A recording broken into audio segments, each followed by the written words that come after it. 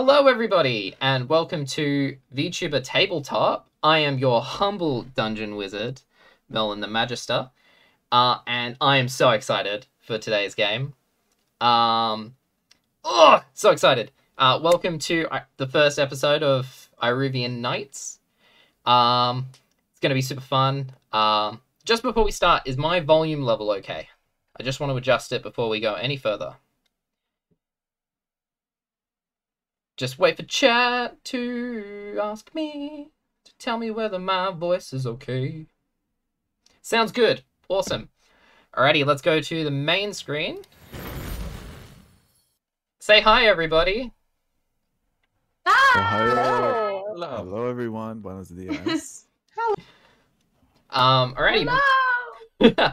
Before we start, let's go around and everybody can hashtag plug yourself.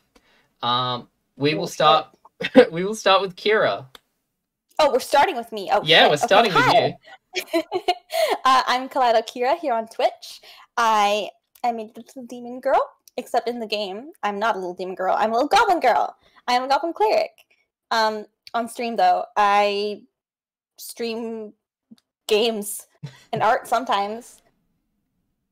It's a fun time. Awesome. That's it. Awesome. Alrighty, Pastel.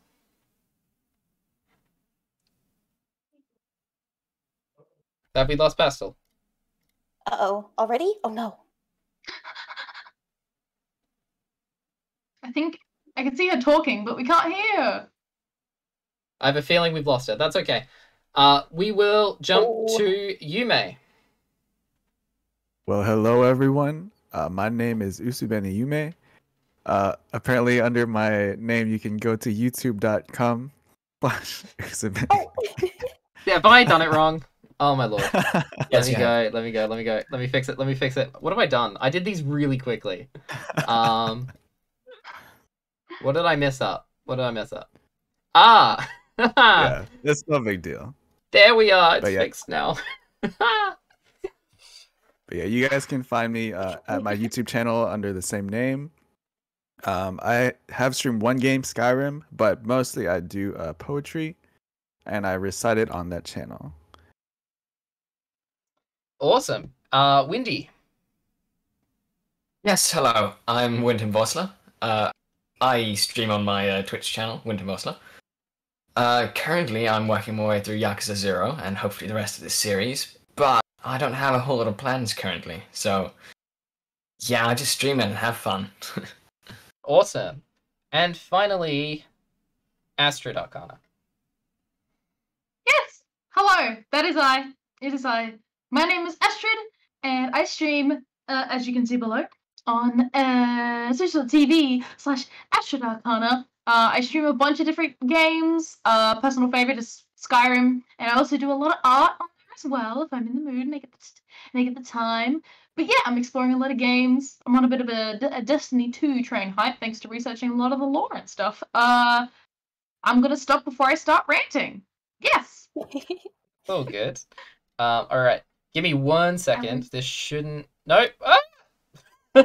I just remembered that I forgot to do Yume's sponsorship screen. I forget one thing. Alright, let me just do this. Copy, paste. There we are. Oh, needed to lock everything on this page. Only the most professional of streaming. Oh yes. Hey, it wouldn't be jank if it wasn't me. It wouldn't be a Merlin stream No. without a little bit of jank. No, you need a good amount of no. jank. Jank is There. important. There. Just Alrighty. like any red deck, right? Oh yeah, so much jank. Oh, it's possible. Oh yeah, we need to introduce Pastel. Pastel, you back? Yeah, sorry, and Business Snake. Business Snake. Business Snake. Are you able to stay with us, Business Snake? Yes, I am able to stay. Woo! Woo!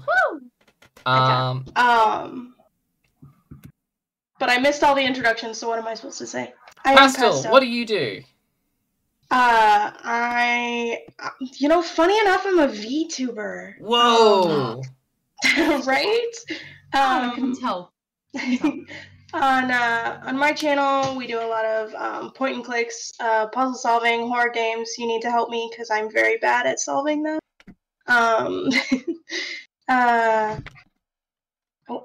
Tomorrow we'll be doing an art stream, which I'm very nervous about. I do Gundam building. So quite a few things. And then I think at some point we'll probably do a karaoke stream if I can ever figure out how that works.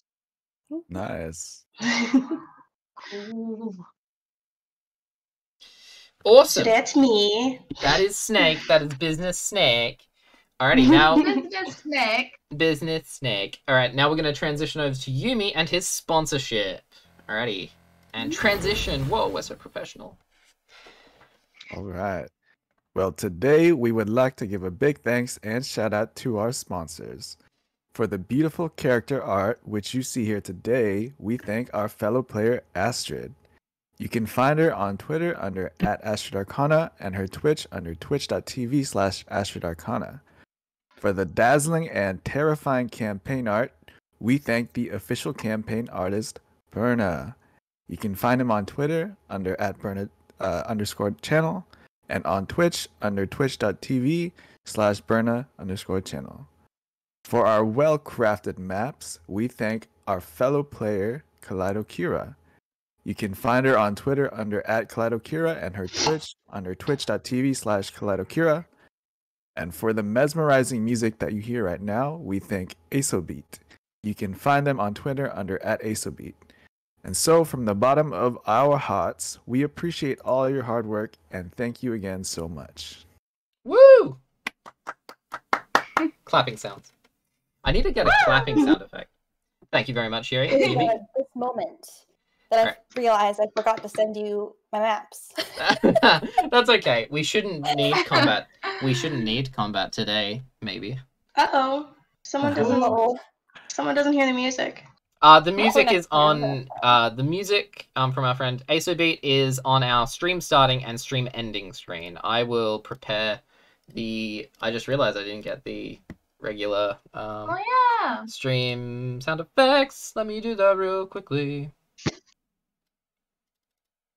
Hi. While we do that, just admire my beautiful face, everyone. Yeah. And your beautiful Look. voice. Oh, look. Shall I sing you guys a song? Oh my god. Do it. There we are. We're transitioned back. We're back. Are we back? Here we are. We should have music, but this music is not from our friend Asobeat. Let's bring that volume down a little bit. This is from Tabletop Audio, which is what's the word? Copyright-free music for D&D streams. It's pretty pog. Hell yeah. Oh. Okay, so without further ado, I think we should begin the first episode of Iruvian Nights. So, welcome to Iruvian. The year is 1099 PB, or post-banishment. This world is divided by wild terrain and powerful nations. Oh, I just realized I have a map! I have a map for this!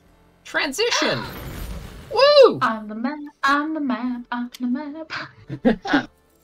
To the west, we have the continent of Arun, a powerfully magical territory that is divided into the High Elf Kingdom of Shoberg to the south, and the woodland tribes of the Elderwood to the north. To the northwest, we have the mysterious land of Indusval. Strange merchants trading mysterious spices and magical goods travel from these lands. But few outsiders have made the trek themselves. To the southwest, we have the red wastes of Prakbar, home to the dangerous and secretive nation of fanatical dwarves known as the Thorak. These dwarves worship the god of slaughter, Valkai, and are carefully watched over by the other nations of Iruvian. To the northeast, we have Jorin, a land of untamed wilds, and home to the hardiest of peoples and the most dangerous of beasts. To the south, we have the Prismatic Isles, named after the dragon god himself. These isles are home to the dragonborn nations of the Nagocracy and the Tanan-Likar, a divided region. These nations often come to intellectual blows, both claiming to have true knowledge of the Dragon God's philosophy. Just to the north of the Prismatic Isles, we have Avalonia, a region recently settled by gnomish refugees of the Grim War. It is a peaceful land with a fledgling democracy and has become the world's main trading hub. And finally, due east, we come to the continent of Alma's land. The nation of Markovia lies to the north, a cold, temperate region dotted with farming villages and rivers. Under the rule of Tsarina Eleanor Markov, now in her late 50s, all human citizens are conscripted at the age of 20 to be trained in the ways of warfare and sent to the southern border. The many halflings that dot the floodplains live a life of service to the nation, farming the land and working as artisans to provide fuel to the war machine. Despite a temporary peace with the Awa Republic to the south, the military presence at the border has never wavered. Where we begin our journey, however, is at the Pago Port, a fortified city on the northern edge of the Awa Republic. The Republic is a desert nation comprising of orcs, gnolls, loxodon, leonin, and bugbears, and represents the many nomadic tribes and major settlements. Under the elected leadership of President Hesperos of Kalinga, the Republic seeks to create a lasting peace with Markovia, and create farming settlements further to the north to provide for their desert citizens. So, transitioning back to the mainstream. Let's start with Astrid, or, as you will be now known, Emmyth. It's a warm morning. This is a very warm region of the world, just on the edge of a desert, with rolling hills of long grasses and sweet, sweet corn. As the morning arises, Emmyth, you groggily wake up, your face planted basically on the bar, a handful of liquor still in your hand. After a hard and long night of drinking, you have awoken in the Dancing Dragon. If I can get all my stuff loaded. The All I tavern. can imagine is that you have like a bunch of whiskey in your hand. Yeah. Yeah. Owned by the very powerful trader and shipwright Xandros of Marvio, also known as Xandros the Gold. Owner of the West Awa Company. And owner of this establishment. Emmyth, you wake up and you see the smiling face of Xandros the Gold. And now if I do a thing, I should be able to... Sorry, let me just pull up our first official art from Burner of Xandros the Gold, which I haven't shown anybody except for... I think I showed Astrid briefly. Yes, you did. Oh. Let me just load it up. You know when you load something really large onto a screen and you just have to continually shrink it down? Yes. Absolutely. Oh my god. Did you want me to introduce... describe what Astrid...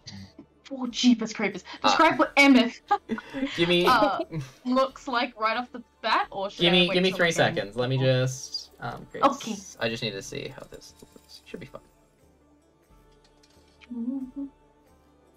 Very exciting. I love my face for when I'm like drunk on the bar. Ready? Nice. Oh wait, no.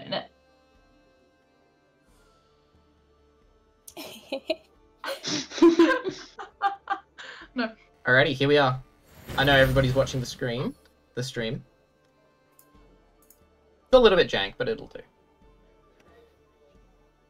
A tall, orcish man, standing at around 6'2", 6'3", wearing pale baby blue almost robes and a turban with gold intricate embroidery down the sides. As you wake up, Emmyth, Look at him. as you wake up, you hear his voice. Oh yeah, how you going? Yeah, you right there? You fell asleep on my bar? Emmyth, describe yourself as you groggily wake up. Ugh. Well, if you saw Emmyth, you would see a reasonably tall, about 6 foot, half-elf looking woman. She has black hair. Oh, there's also a little picture down in the corner there. She has her dark black hair, which ombrates into a bright orange, as a ponytail, and she also has a bandana that keeps some of the hair out of her eyes. She has golden eyes, and she also wears like a big, typical kind of piratey blouse, with the buttons obviously undone. She doesn't care about flaunting her boobs around, and some like fingerless gloves and stuff, you know. Yeah. That's what she looks like, pretty much. So, Emmyth, as you wake up, crawling up from the bar. Oh yeah, good thing you're here. I was about to go looking for you. I've got a very important job. I need you, you and your party from last time. You guys did a great job. What?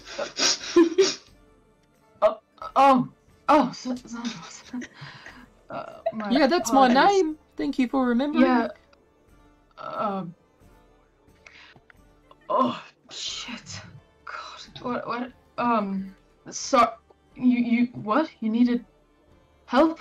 My party. Oh, that lot. Right. What is it you needed done?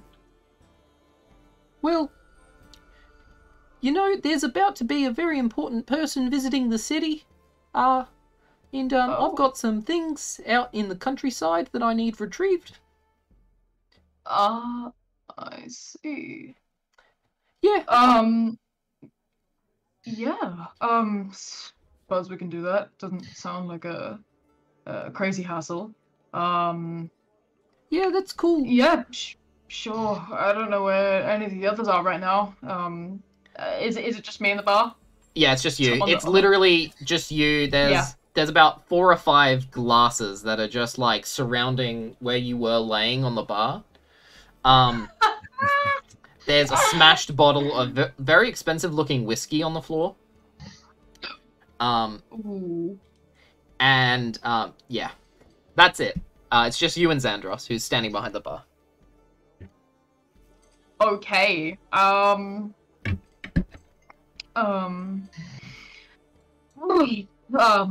get myself up and kind of just stretch out the hangover. Yeah, if you were looking for one of the other members, I think you should go to the I think you should go to the Temple of the Shepherd. Temple of the Shepherd? Yeah, I reckon the little halfling fella might be there. Oh, you mean Dante? Yeah, that's Right, the one.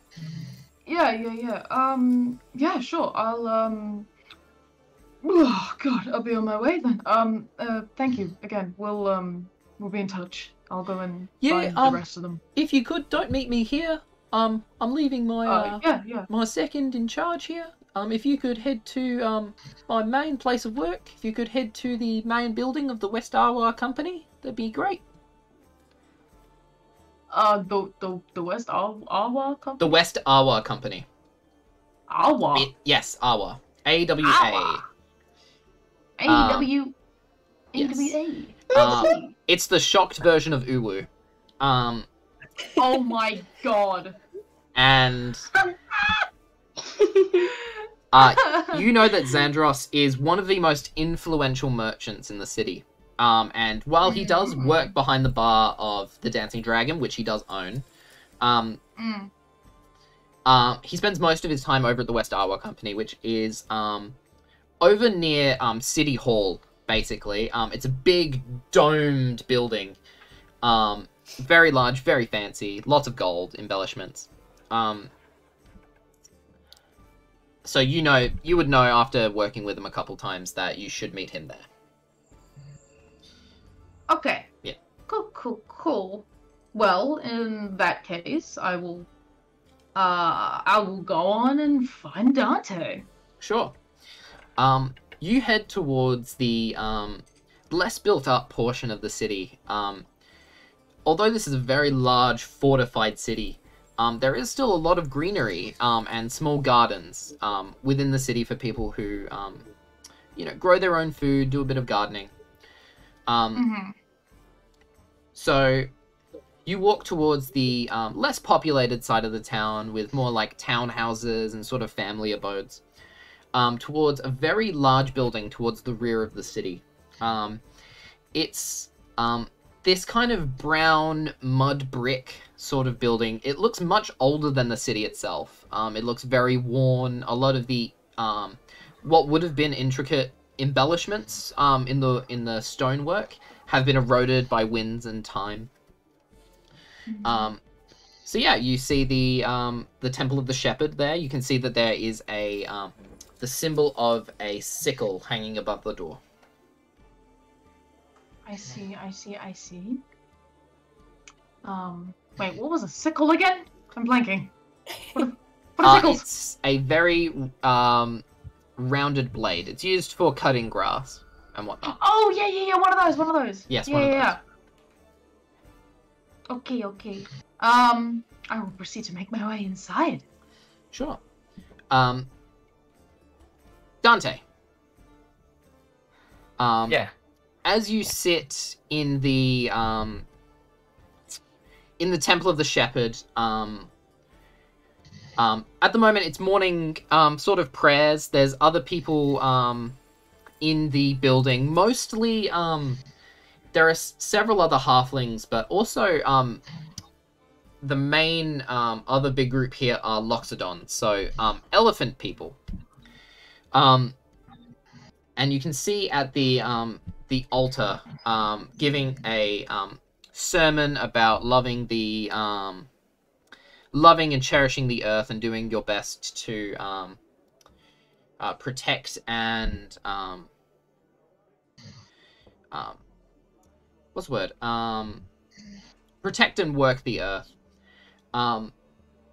You hear behind you very loudly opening the large wooden doors. You look behind you and you see Emmyth sauntering half drunk in.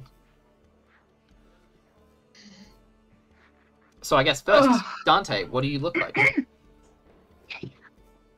Dante is a short fellow.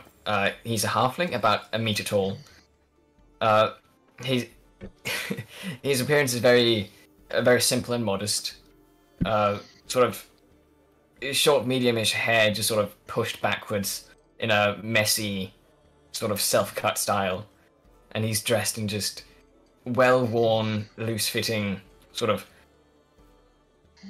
nice farmer's clothes, sort of the Sunday best. Cool. And I guess as Emmyth kicks the door open, Dante would probably be one of the first to act on it and just immediately look around in a hurry. Well, yeah. Oi! Dante. It's you. Yes, who else would you Hi. expect? Good morning. Hi, good morning. Oh my god. What's his name? Oh god. I'm shaking my head quite a bit because I can't remember anything. Xandros, right? Is it another Xandros. task of Xandros? Yeah, that's right. Yeah, that's it. Apparently he wants another task done with the party, so to speak. And he said that you might be here, and apparently he was correct. You are here. Yeah. You busy? No, not really. So, Okay, perfect. Come on, let's go. okay, guess I don't have a choice then. Yeah. Who's next? Not sure. Just whoever we can find first. Whoever we can find next, I suppose. I have no clue. DM, would we have any idea of who would be around or where we would find them? As both of you exit the Temple of the Shepherd, both of you make perception checks for me. Oh, is this the... Sorry. Did I hear that right? Was this the first roll of the campaign? Yep, first official rolls. Honor! Wait, Oh, who man. wants to do the honor? Oh, okay. That's a good roll. Oh, wait, what? Am I not seeing the same roll? No. Oh, yeah, I am seeing it. Oh, wait, I gotta make a roll as well. Perception, right? Mm-hmm. Oh, God, I don't have the best. Oh! Ooh.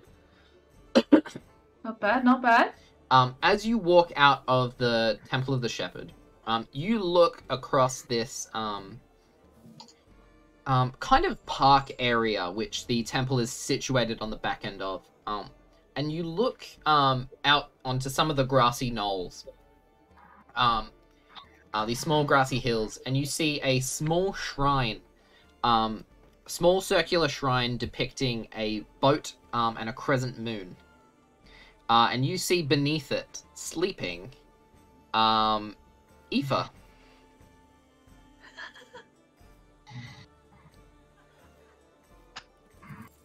What would you like to do? I just imagine you guys have failed that roll and Aoife never joins the party.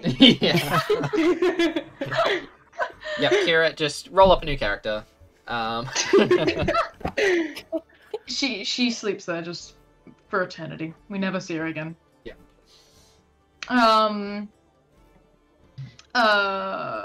Go over and just kind of I squat down right like in front of her. So like my face is right in front of her sleeping face. And just kind of stare at her. And then I will just kind of poke her shoulder and see if she opens her eyes to me right in front of her. Sure.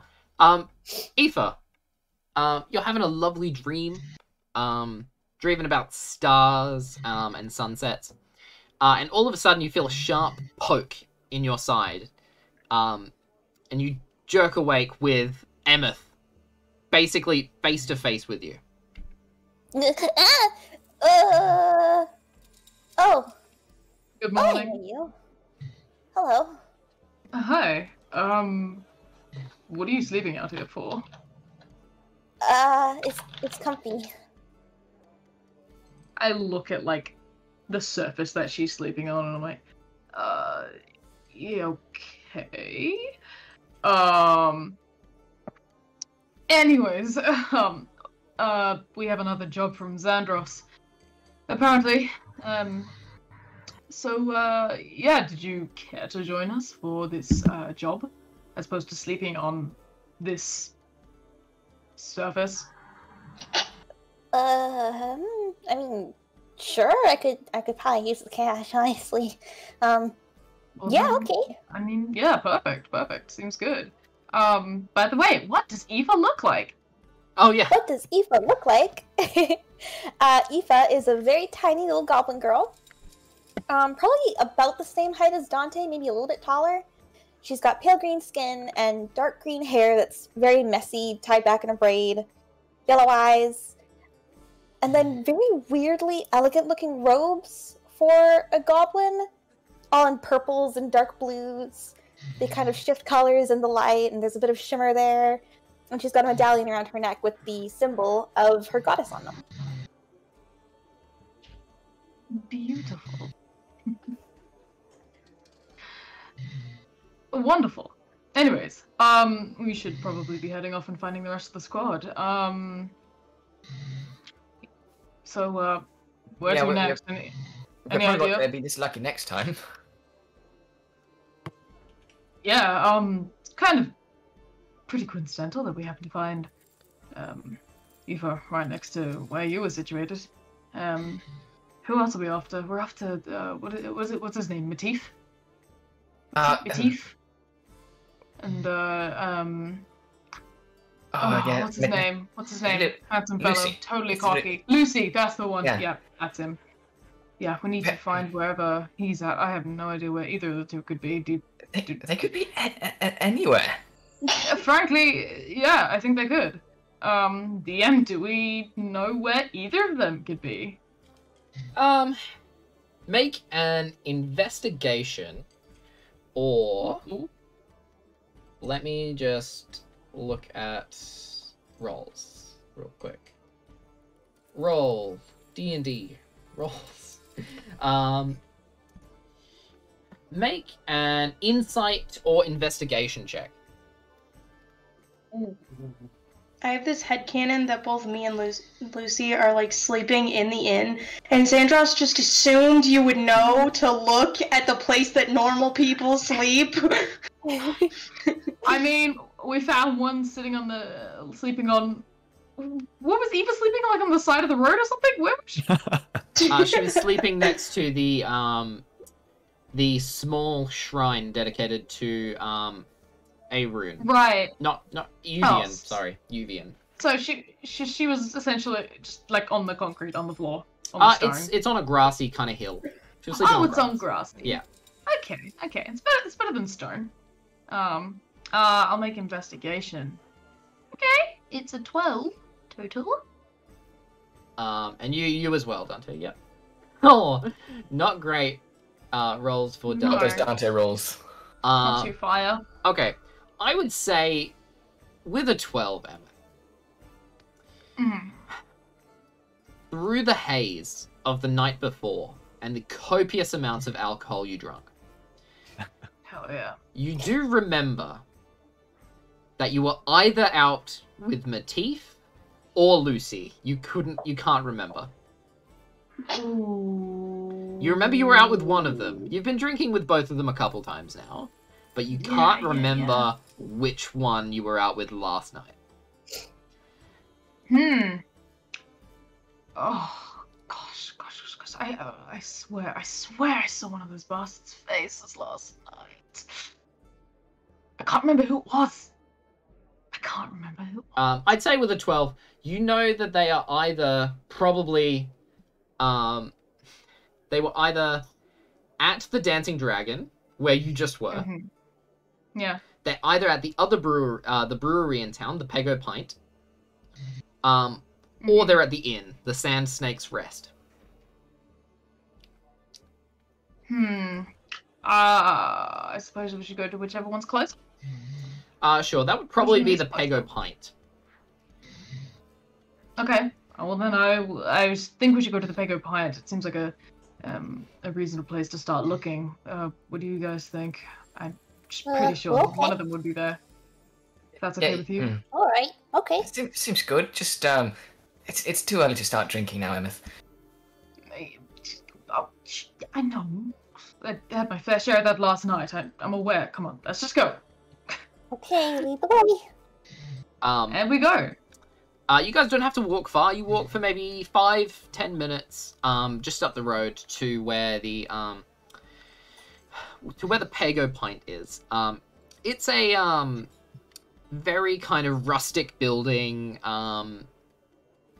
made out of it has a timber kind of structure, and it has like this kind of thatched roof. You walk up to the door. And you see that the sign is flipped over to say closed. All three of you make perception checks for me. Ooh. Okay. Perception. Oh, Perception that's a check. good one from Dante.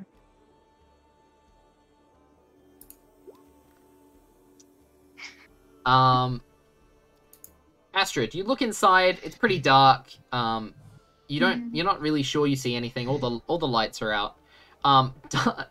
Dante and Eefa, you guys peer in, and you can see face kind of like half slumped on the wall, with 2 pints in his hand, you see Matif is just like up against the wall, drooling a little bit. You can see that a large Loxodon woman walks in from one of the doors inside the brewery, looks looks at Matif, looks at the door, and just kind of shakes her head. She walks over to the door and opens it. She's like, "Well, hi there. Is this one yours?" Yeah. Alright, well, do you want to drag him out of here? I got a business to run. Yeah, no problem. Wait, I remember you from last night. Pointing to you, Emmyth. And then pointing to the, a broken piano in the back of the room.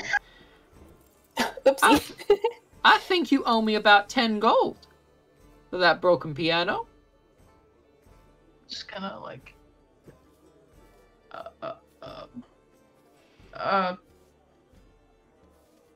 right. No, I'll give her 10 gold and not make eye contact. You hand her the 10 gold. And she begins cleaning up the bar. You can see that there's a lot of smashed glasses around Matif. He's got these 2 big pints in his hand. You walk over. Matif, slumped over, slightly drooling. What do you look like? Oh god, now this is not gonna make too much sense. But Matif is 6 foot. He's an Eladrin, summer Eladrin, so he's a little bit tanner than most. He has very rough skin from having sailed the. I guess you can't call it the 7 seas anymore. I don't know how many seas there are, actually. I haven't actually checked. From the Sure, there's number about of seas. Sure. He sailed the number of seas. All of Several them. seas. He has dark black curly hair that he kind of ties back so that it doesn't get in his face. He wears very like loose fitting but also like utilitarian clothes so that he's not very luxurious at all. It's very like plain, trying to fit in to the new land life now, I guess. Which apparently I'm doing really bad at if I'm passing out in bars like every night. Yeah. Oh, and I have a big, like a scar on my cheek. That goes from like my nose to the side of my face. I think that's it. Cool. Very nice. Sorry. Well then I suppose we should pick him up. Wake him up, probably preferably, so we don't have to drag his ass out. So yeah, I guess we're gonna go and try to get him up. Sure. You grab you grab under his armpits and begin to lift him up. Matif, you groggily wake up, being lifted up. I would probably say by Emmyth, and then by the joint efforts of both Eefa and Dante on the other side, because they're so short. Very small. I can grab a leg each. Yeah. Of being, hoisted up, you get to your feet, a little bit very hungover.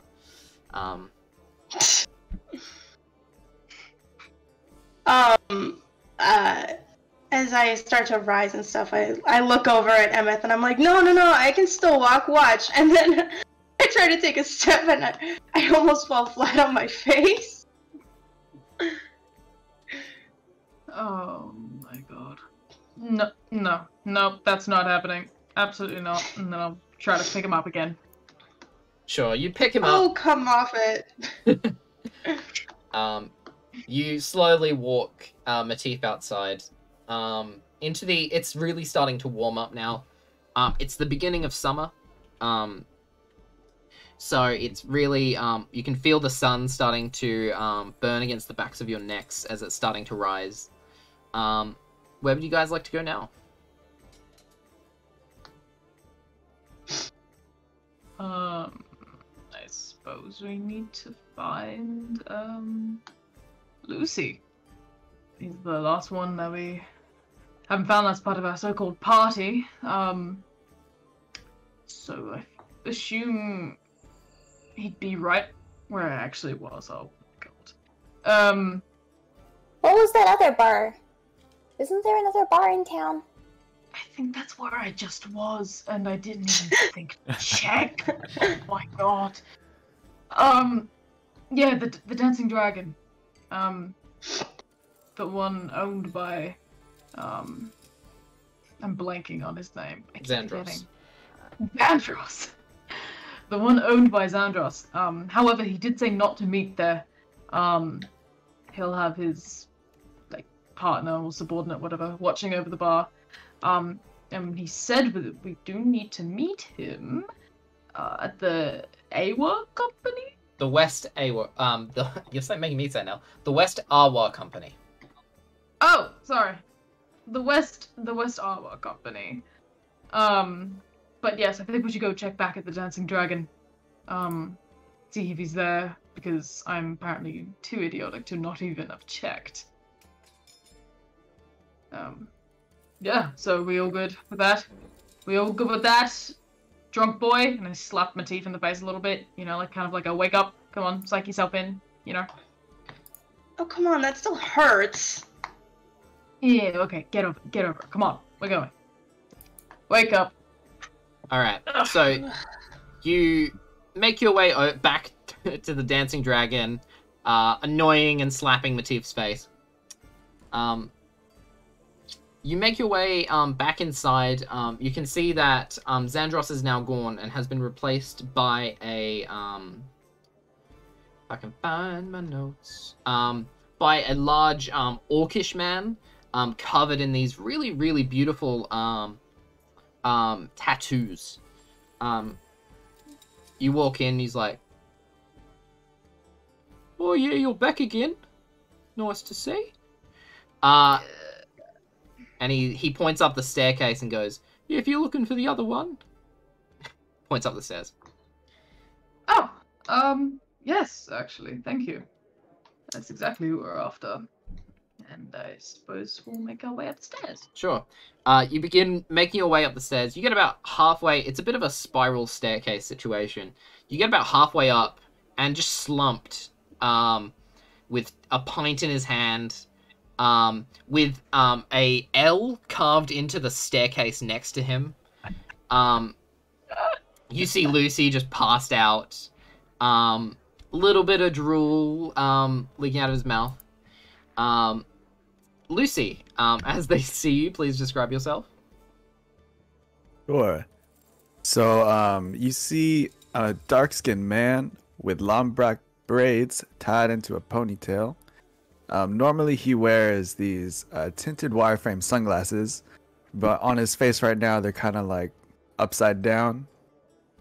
He wears a red poncho, kind of slung over to one side. His right arm, you can see it's like a prosthetic arm. And on the fingers, you see the word love carved into it. On his left arm, he's got a tattoo of a snake coiling around it with some flowers. And then under the poncho that he wears, he has a white unbuttoned jacket. And he has a black undershirt that's pretty much all the way unbuttoned. And then he's got some tight black pants on with a big belt buckle that says free on it. And then on his feet are some black boots, which are at this point dirty and have a little bit of throw up on it. So the group of you make your way up the stairs. You all collectively carry Lucy back down the stairs, carefully making sure not to trip. Lucy, as you awake, you feel like royalty being carried by these people down the staircase. You just kind of revel in it for a second before the intense migraine sets in. So He can't walk. Where am I? Who the hell are you Dance. guys? Dancing Dragon, you know who we are. Shut up, come on. You know who Why we are you are. guys carrying me? Because you're totally out of it. And no, you can't walk. And no, Matif, you can't really properly walk either. So, you know. Well, please put me down. I think I can walk by myself. Thank you very much. Okay, it's your funeral. I'll put him down. You can lean on us if you need to. Don't go trip or breaking your anything. moneymaker on you. Well, I'll try not to. And as I say that, I kind of trip over and just fall into the ground. Oh, we just told you not to do that.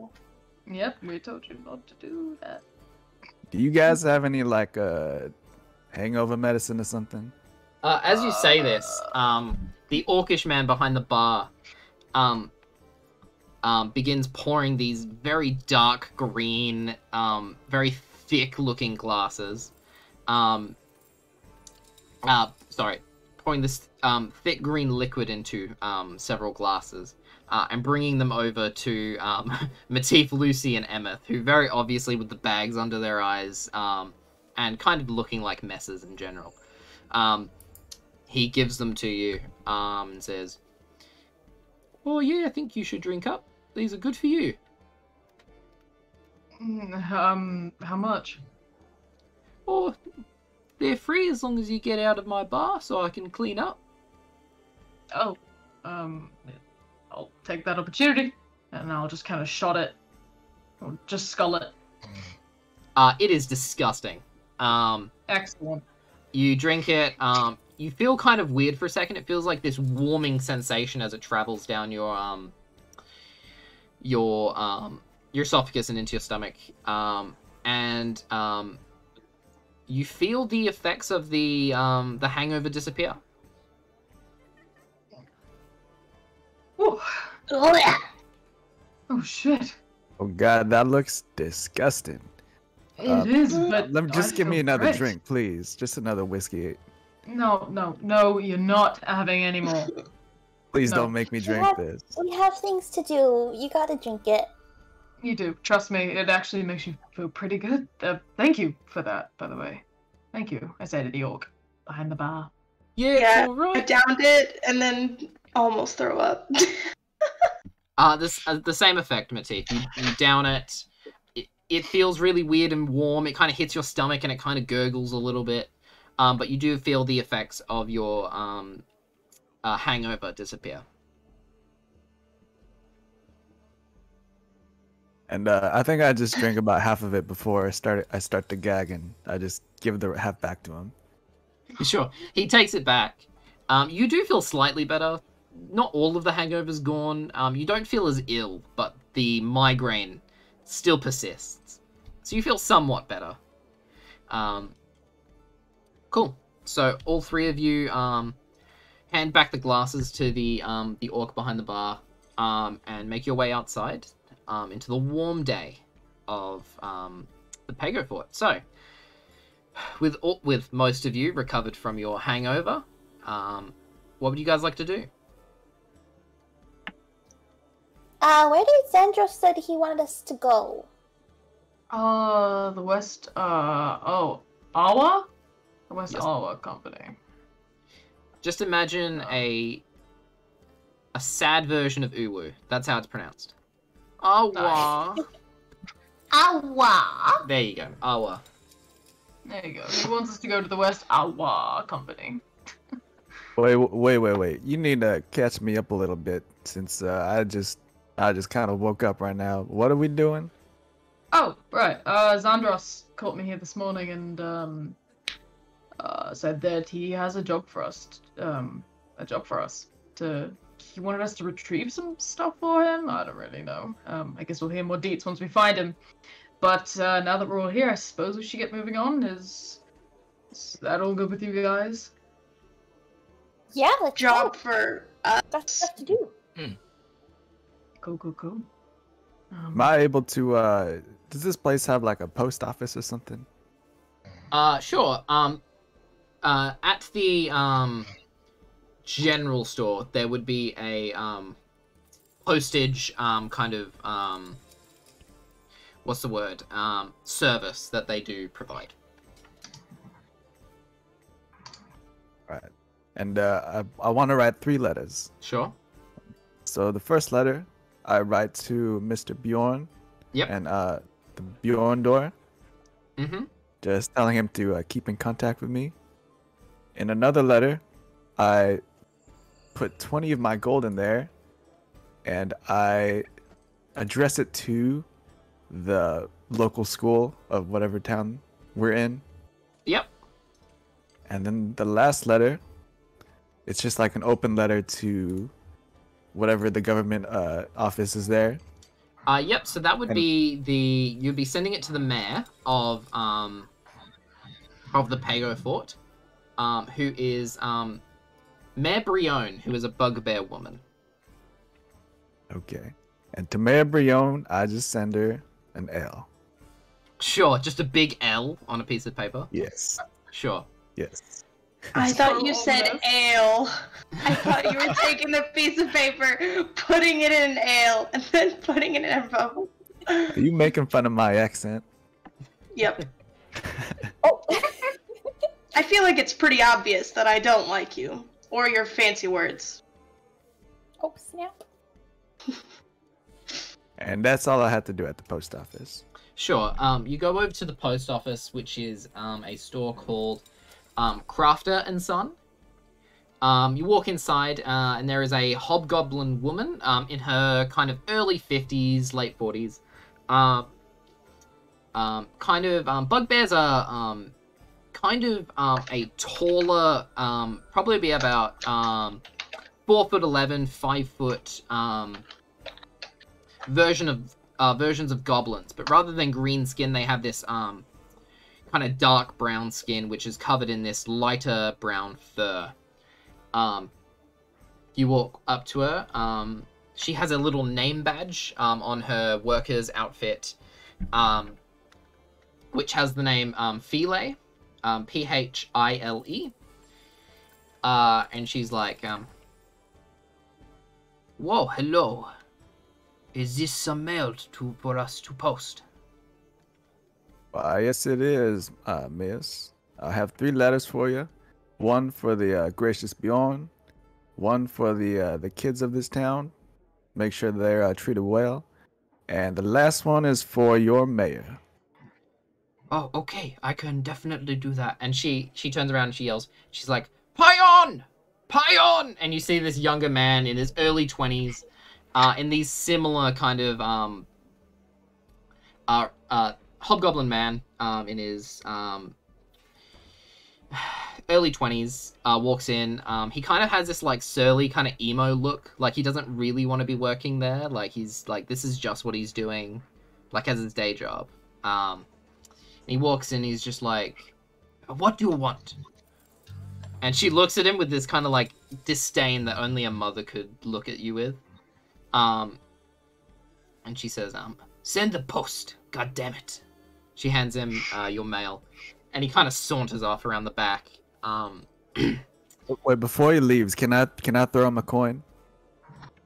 Sure, you flick him a coin. He catches it, looks very confused.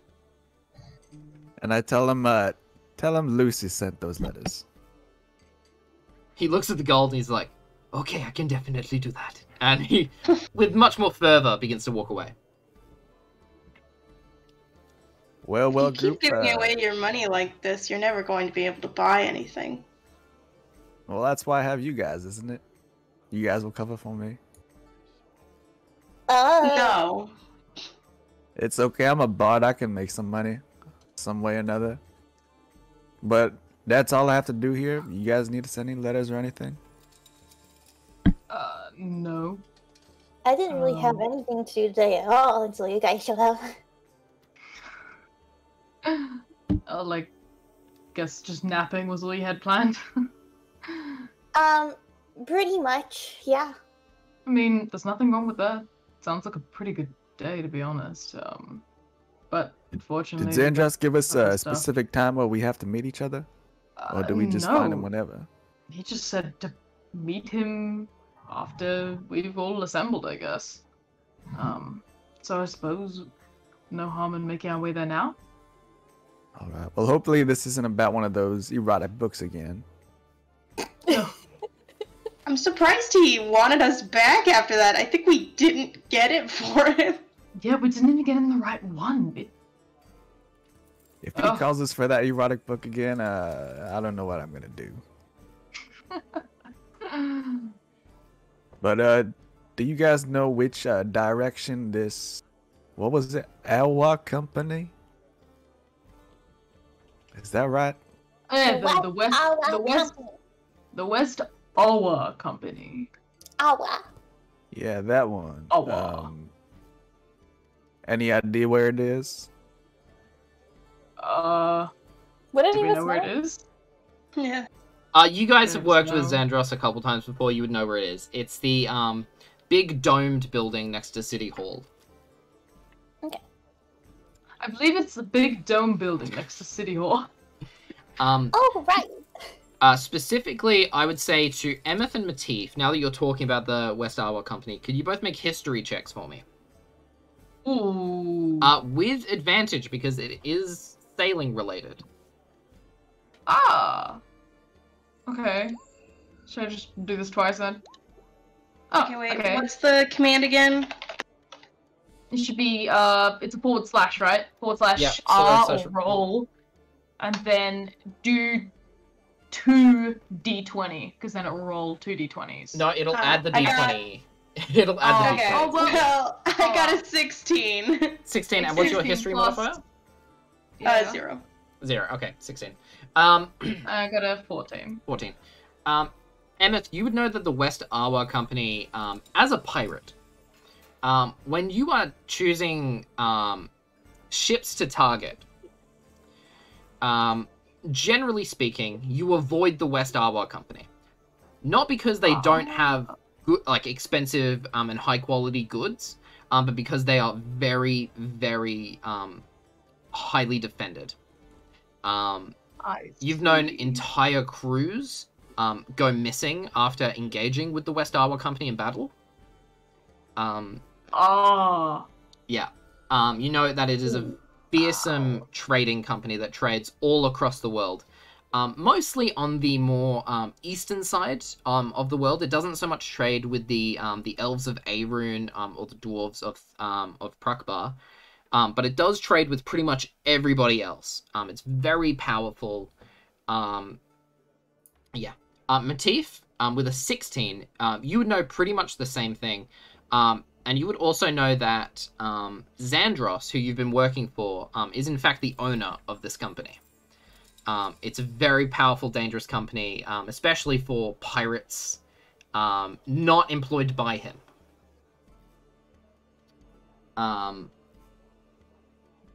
You also know, Matif, that with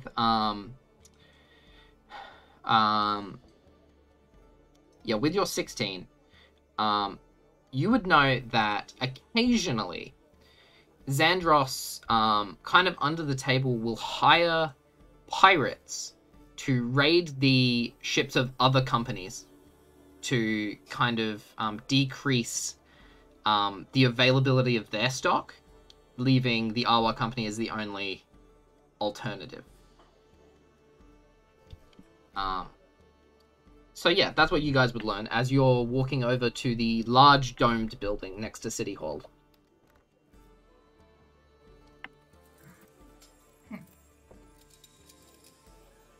I suppose So they've already led the way to the dome. Yeah, you guys are on your way there now. It's on pretty much the opposite side of the city, so it's a fairly long walk. Is there anything you guys wanted to talk about on the way there? Nothing in particular. So, Start breaking a piano.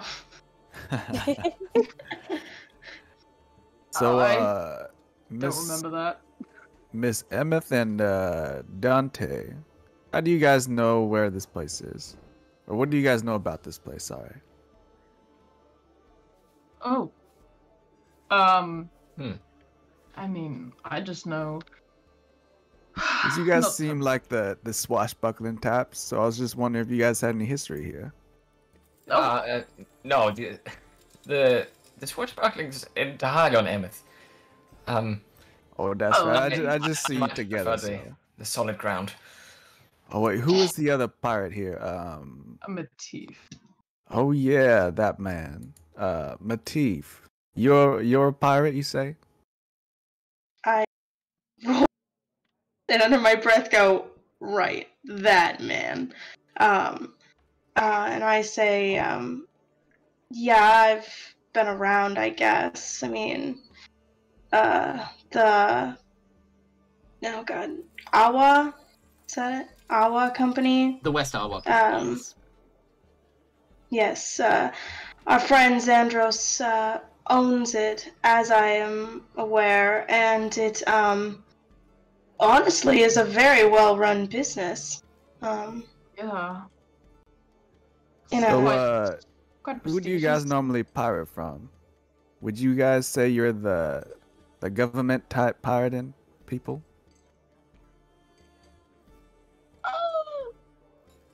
I mean,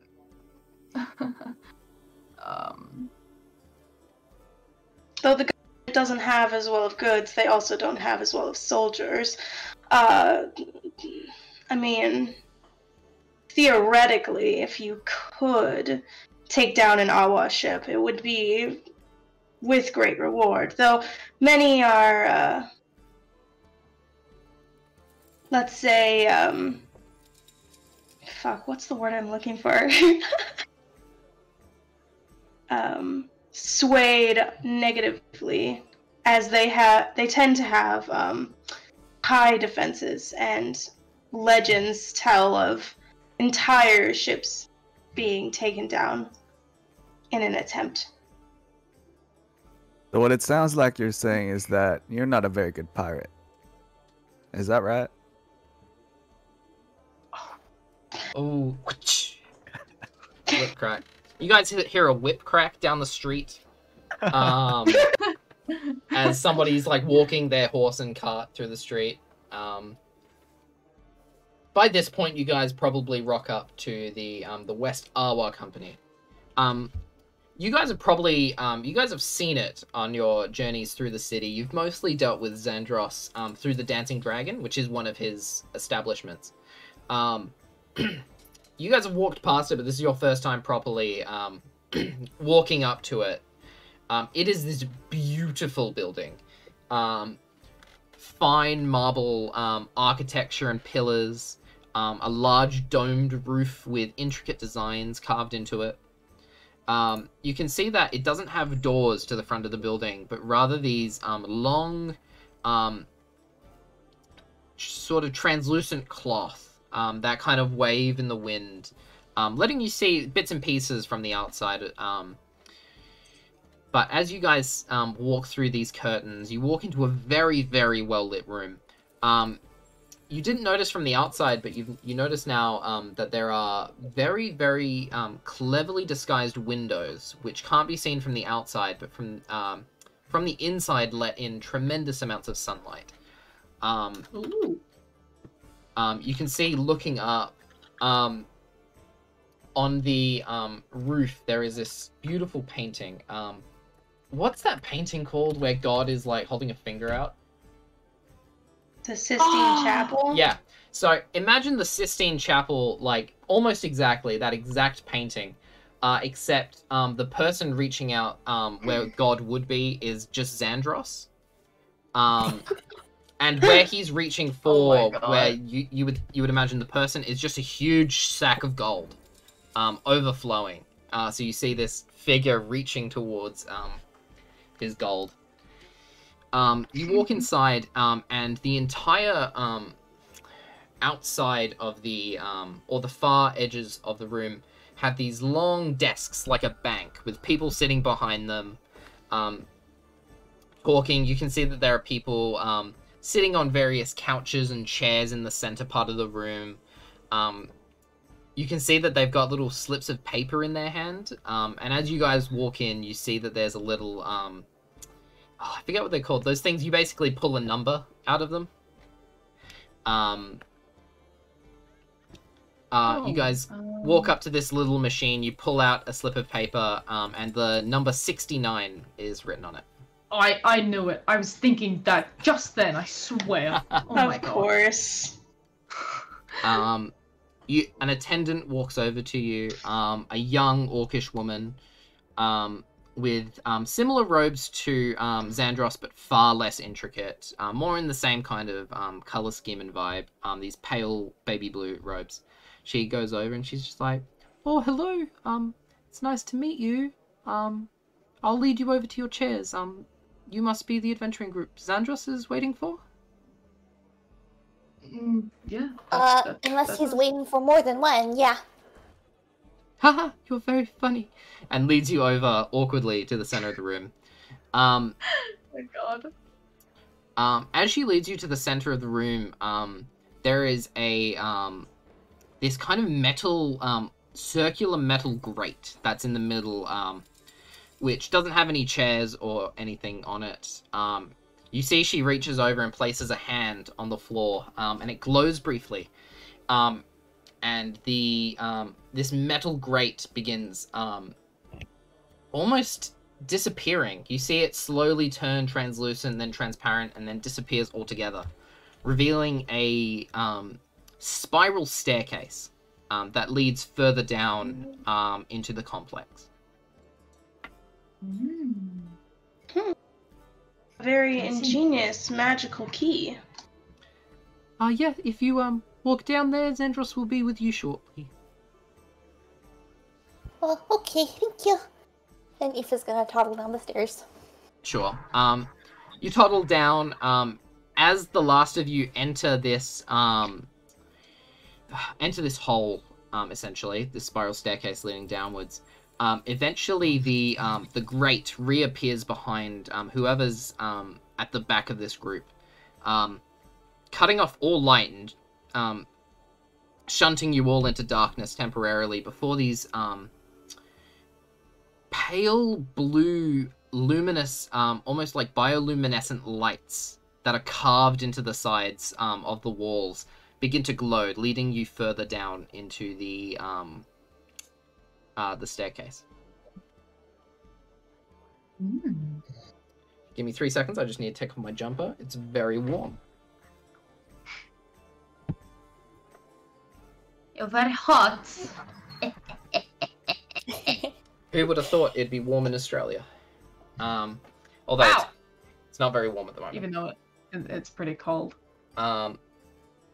So, Eefa, leading the charge down this spiral staircase, eventually you enter into this very large open room, filled with beanbags and chairs, and you can see that there are 2 other rough groups of people, roughly the same size as you guys, and you can you sense by the difference in robes and kind of get up that these are different adventurers that are kind of like sitting in their groups quietly talking to themselves, just waiting. Oh, They're very like elegant or like magical. Make a perception check.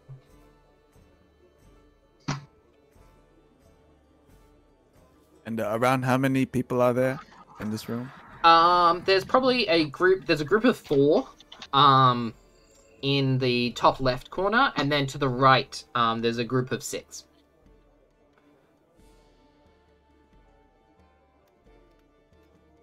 Aoife's gonna go plop over into one of the beanbag chairs and just Ooh. smile at everybody. Ooh, good roll. Oh, a 21. Nice.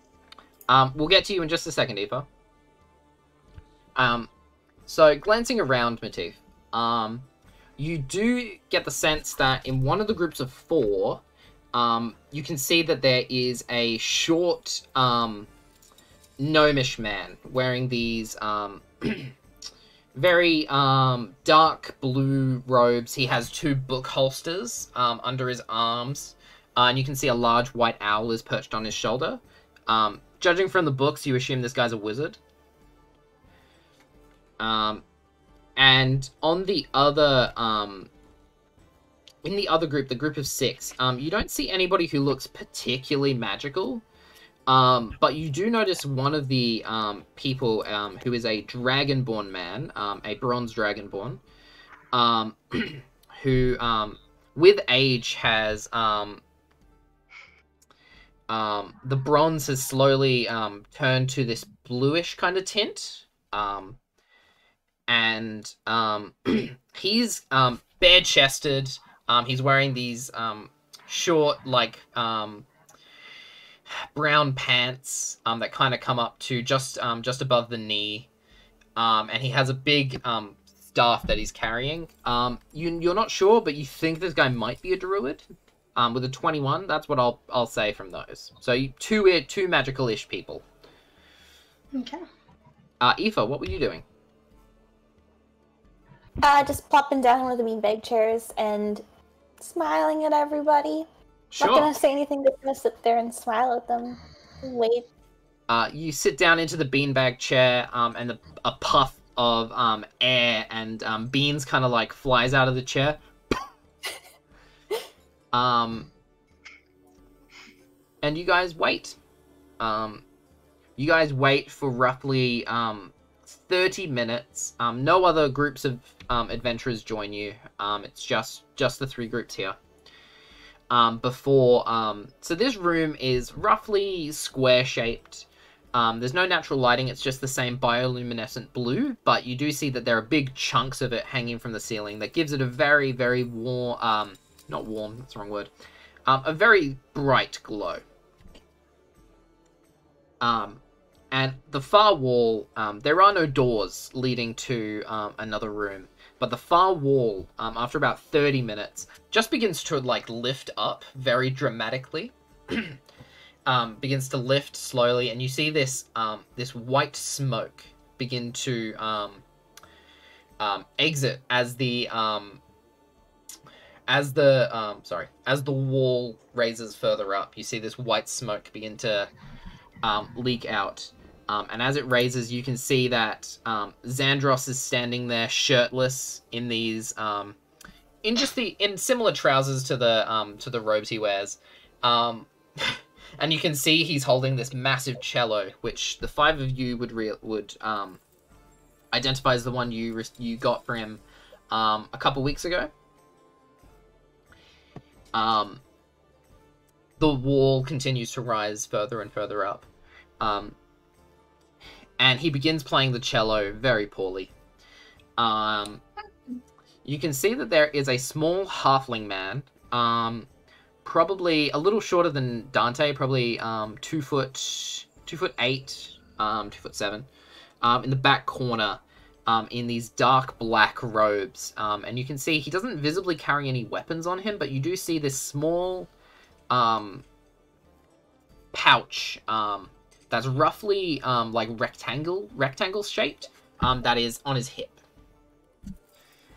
But that's kind of just standing in the corner, keeping an eye on you all. So, as Xandros is playing the cello extremely poorly, what do you guys want to do? Quick question. So the guy that's watching us, he has the pouch that's like rectangle and stuff. Is that kind of like the book holster that the other guy has? No, it's very small. I would say they're roughly playing card sized. Is the pouch size, and it's about that shape. It's rectangular. They're about the size of playing cards. You can just see it. He doesn't have any defining like features or items on him apart from this like weirdly rectangle pouch at his side.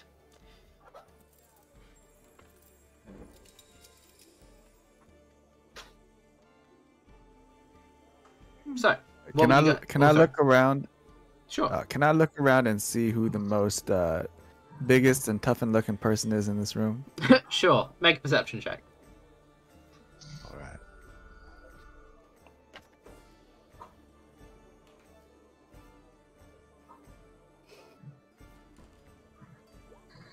$17. With the 17, the toughest guy probably looks like that Dragonborn man. He looks about in his late 40s. You can see that He's clean shaven. He doesn't have any hair. He's completely bald as well. With this, it looks like his scales are very keenly polished. So it's kind of like, even in this very dimly lit chamber, the light is still like reflecting off it, making it not uncomfortable to look at, but like a little bit weird. You would imagine in direct sunlight, looking at this guy would be difficult. Okay. He probably looks the toughest. He's very built. You can see he's got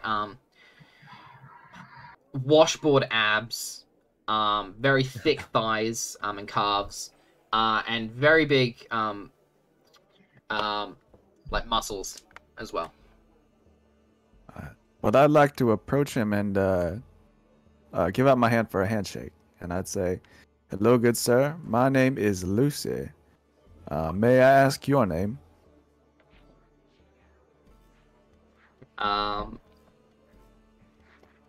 Whoa, dude. Hey there, I'm Amish. How are you? We didn't ask for your religion, we asked for your name. Well, Amesh, it's very pleased to meet you. I just wanted to ask you one thing. So Xandros called you here, right? What did he call you for? You know, he was really vague. He just kind of called us and went, "Yo, we've got work for you," and we were like, "Rad, we're really broke." I was gonna go surfing this morning, but now that I heard, like, we have work, I'm, like, super stoked. Well, that's great to hear. You know, I noticed you're pretty well built. Do you work out? Well, you know, it's more of a lifestyle kind of thing. I just eat well, do a bit of exercise. I surf a lot, like a lot. See, it's all... you can get a boyfriend later. Well, Yeah. Well, it was nice to meet you. And if I have any tips, can I come to you for some workout assistance? Bro, you can come to me anytime. Great. Oh no. And I put out my fist and kind of give him like ask for a bro fist. Sure. Make a strength saving throw for me. Oh shit, Oh really? my god! Shite? What's Lucy's strength again? Not very high. Not very good, I didn't think so. Okay. 17. Okay. He returns the bro fist, but you're not expecting the weight behind it. You stumble back a few steps, and he kind of looks at you funny. He's like, "Whoa, bro, like, I'm sorry if that was a bit hardcore. It's just a part of my personality." Don't worry. As long as you got my back, I understand. Look, bro, I've always got your back. Good to know. I'll catch you later. You walk away, and he just looks really happy. He's got a bit of a smile on his face. Yeah, he turns back towards Xandros' performance. You can see he's doing the equivalent of a guitar solo, but on a cello, but without the training to understand how to play a cello. So he's just kind of wiggling the, oh, what do you use to play a cello? What's the thingy called? The bow? Bow. He's just kind of wiggling the bow. It sounds horrific. Lucy, even as you're talking to this this Dragonborn fellow, this cello playing is horrific, dude. Like, as a bard, you've heard way better. Well, does anyone else here sing? Any of my compatriots? No. Dante, you look like a singer. How about coming up with me on stage and giving them a show? No, thank you. I'm, awful stage fright. I nudge Dante with my elbow and I'm like, "Hey, what could it hurt?" Just with a big shit-eating grin. Well, if anything, too, you can give us some pretty lights. I just gotta check that. Well, if I can do lights if someone else performs. Right. So I give him like this intricate plan where like lights shoot up from the floor. Some music starts playing with my cantrip. What is it called again? Minor illusion. Mm-hmm. And then we saunter up to the stage. And then I start giving a nice poetry reading. Eefa's Okay. gonna follow them up and do an interpretive dance. Okay. Oh my god. Little did you know this would be a musical, guys. D&D the musical. D&D the musical. Matif is just like holding his laughter behind his hand as much as he can, but it's just, this is ridiculous. So are people interested in what we're doing, or what's our reception? Make a performance check for me. With advantage because of Dante's lights. Oh shit. Bards, man. With a 22. But Now, what poetry reading are you gonna give? Let's see. Well, let's just say I wrote a poem about my friend, I don't know if I call them friends yet, but it's a poem about a newly formed group. Sure. You get up there. Xandros is a little taken aback that you would interrupt his musical solo. But the sounds of the cello fade as the lights and the mist kind of give this eerie kind of look around you, Lucy, as you give this poetry reading. And as you finish, the other groups erupt into applause. Xandros kind of sulks and puts the cello back on the wall. Anybody who would like to, other than Lucy, who is taking in the applause, make perception checks for me. oh, sure.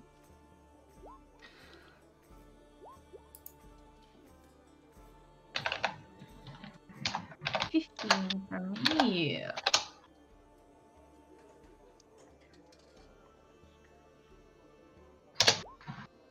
Okay. 18. Emmyth, you see him with Dante. You're too busy controlling the lights. You don't even realize that Xandros goes over, like moves away. You're too busy like making the lights kind of bob as Lucy's giving his speech. Emmyth,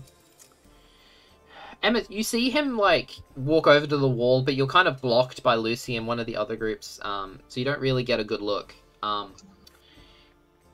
Eefa and Matif, you guys watch as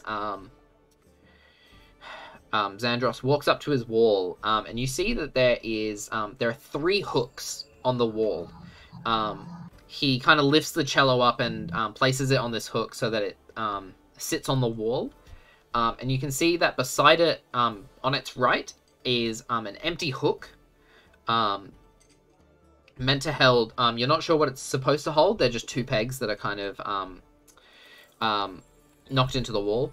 And you see on the other side there is a flute that is delicately held there on this kind of shelf. So can We we can assume- reasonably assume. like another one missing? No, you go first.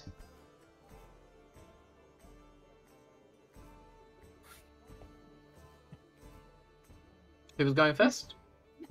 I'll go. Can we reasonably assume that this is like expensive? Make a... What would this be?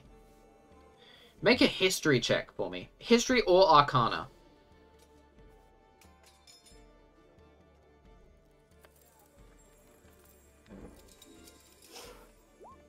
Oh, Ooh. okay. Alright. I made an Arcana check if that changes anything. Okay.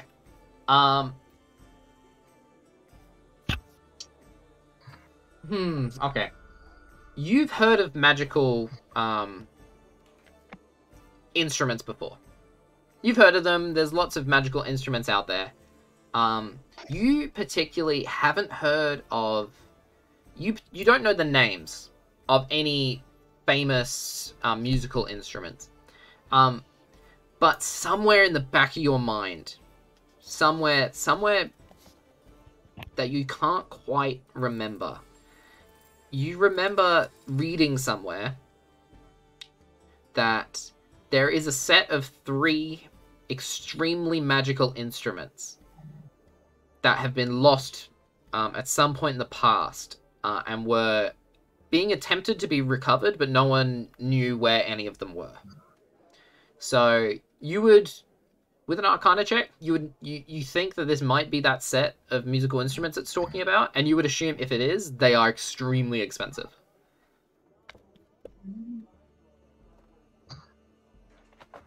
I would like to take Emmyth aside and whisper,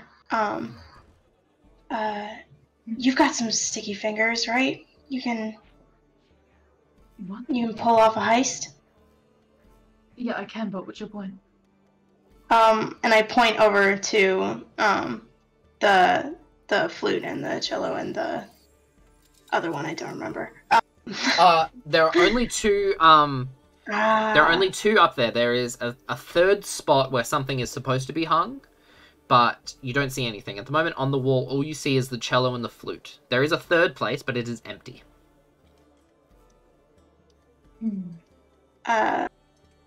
Those are extremely expensive. And this man obviously doesn't know how to make the best use of them, let's just say. Also, I'm going to put some money down that he's going to want us to find the last one for this quest of his, I don't know. But, you know, if we were to, and I kind of like inch my eyes over to like Lucy and stuff, give them to someone who could actually utilize them to the best of their abilities, we might be doing the world a favor, if you catch what I'm saying. I mean, when you say doing the world a favor, do you mean... I just mean that we'd be doing us a favor. I was gonna say, you mean doing your pockets a favor. Yeah, pretty much. Well, I mean, no, that's if we are to work together, it might...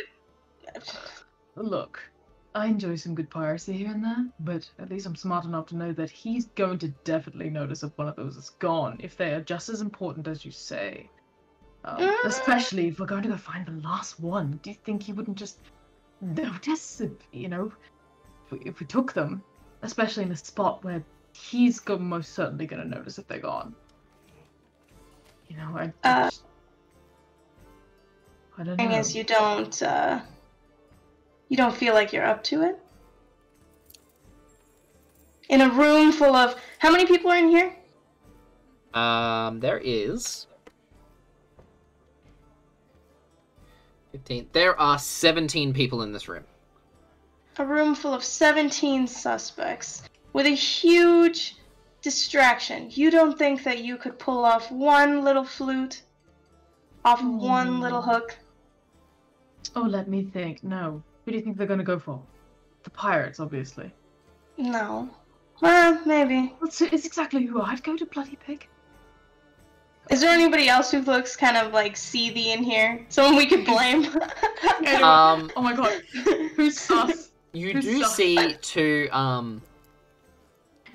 individuals that are a part of Armesh, that Dragonborn's group. You see this human guy in black, these kind of black, this black cloak, his face is obscured, and you see this other guy who's wearing a similar black cloak, but you don't know what race he is. Whenever he turns his face almost seems to be permanently covered in shadow, and you can't see particularly who it is. How angst. Very angst. Oh, why don't you pin the blame on one of those alley cats over there?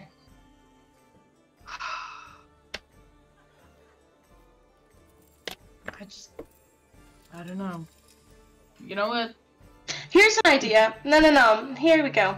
Why don't you take them both, put the cello on the weird shadow man, and we'll just pocket the flute for ourselves. We don't need both.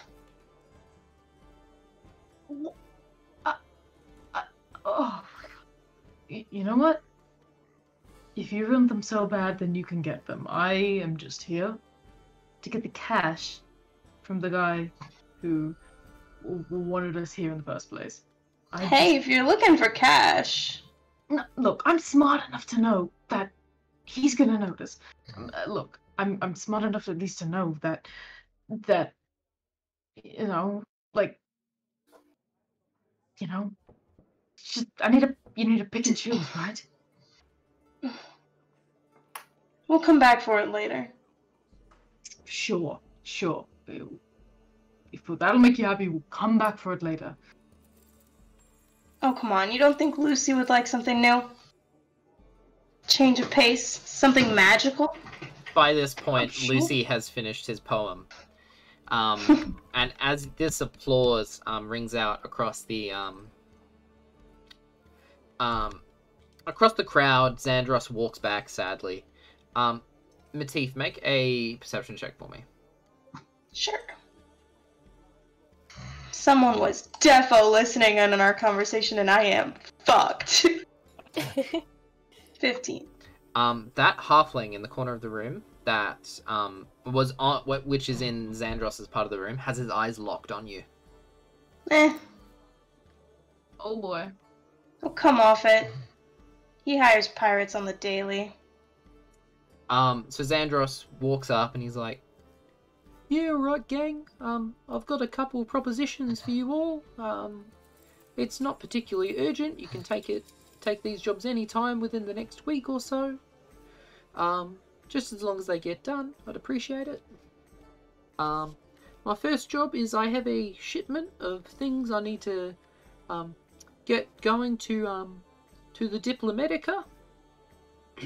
So anybody who would like to act as a protection sort of crew on their way over there, you'll be paid as you get there, not as you get back, so you can choose to stay there if you'd like. I don't really give a shit." Is he talking to the 17 people or just our group in general? He's talking to the group. So he basically, what he's doing is he's offering different jobs and seeing who comes forward for which job. Okay. Next, I have another package that needs fetching. It's another job by boat. You guys are it's gonna be a bit more dangerous. You guys are gonna be going to the town of Joful. It's in the Deadlands. It's fucking scary. I've been there myself. So you guys can Sounds fun. so one of you can take that one. And the third one is a little bit more interesting.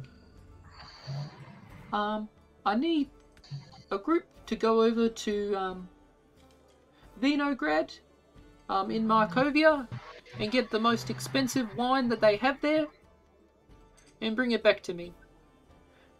I have a big party coming up and I need some booze. Very well paid. Are they all paying the same amount, or is each one a different? I will Yeah. disclose the amount paid after you have taken the job. Let's just take the easy one.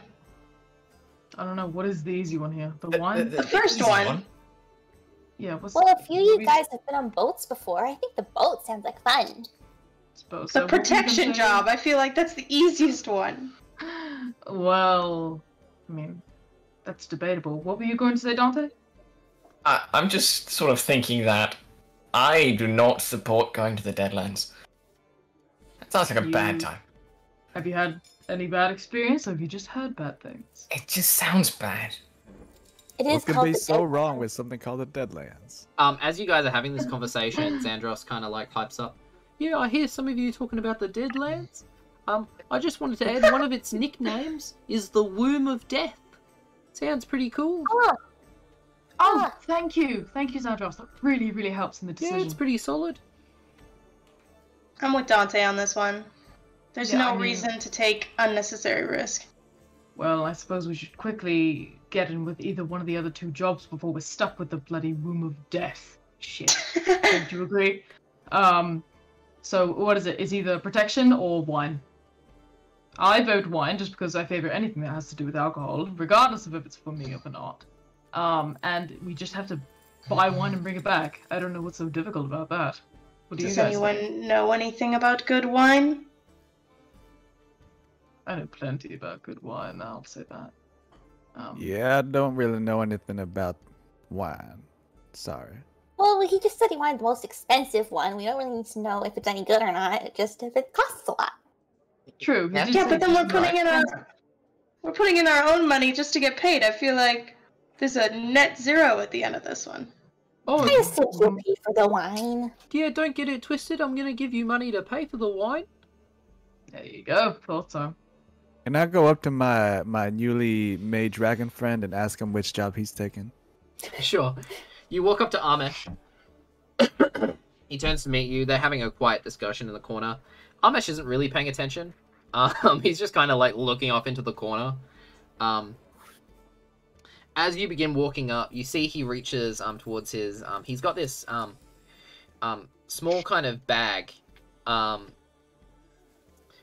he, like a satchel that he carries out at his side.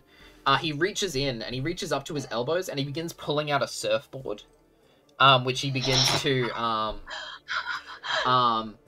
I forget what they use. They put like shoot, what do they? He begins rubbing it with that stuff that makes it easier to stand on. Wax. That's the wax. He begins waxing the board. He's not really paying attention. So you walk up to him, and he's like, "Whoa, dude! Nice to see you again. Crazy jobs, right?" Yeah. Which one of these jobs were you thinking of taking on? I don't know, man. I wasn't really listening. That's cute. Like that Deadlands thing sounds fucking rad, though. I want to kill some shit. That sounds fun. Yeah. Are you here with a group or are you here by yourself? Yeah, look, man. I'm kind of like I'm just riding the wave of life. I met these dudes at this party up in Markovia, and I just kind of followed them. I see. Yeah, luckily I killed some dudes that were like harassing them, and now they just let me hang around. It's pretty rad.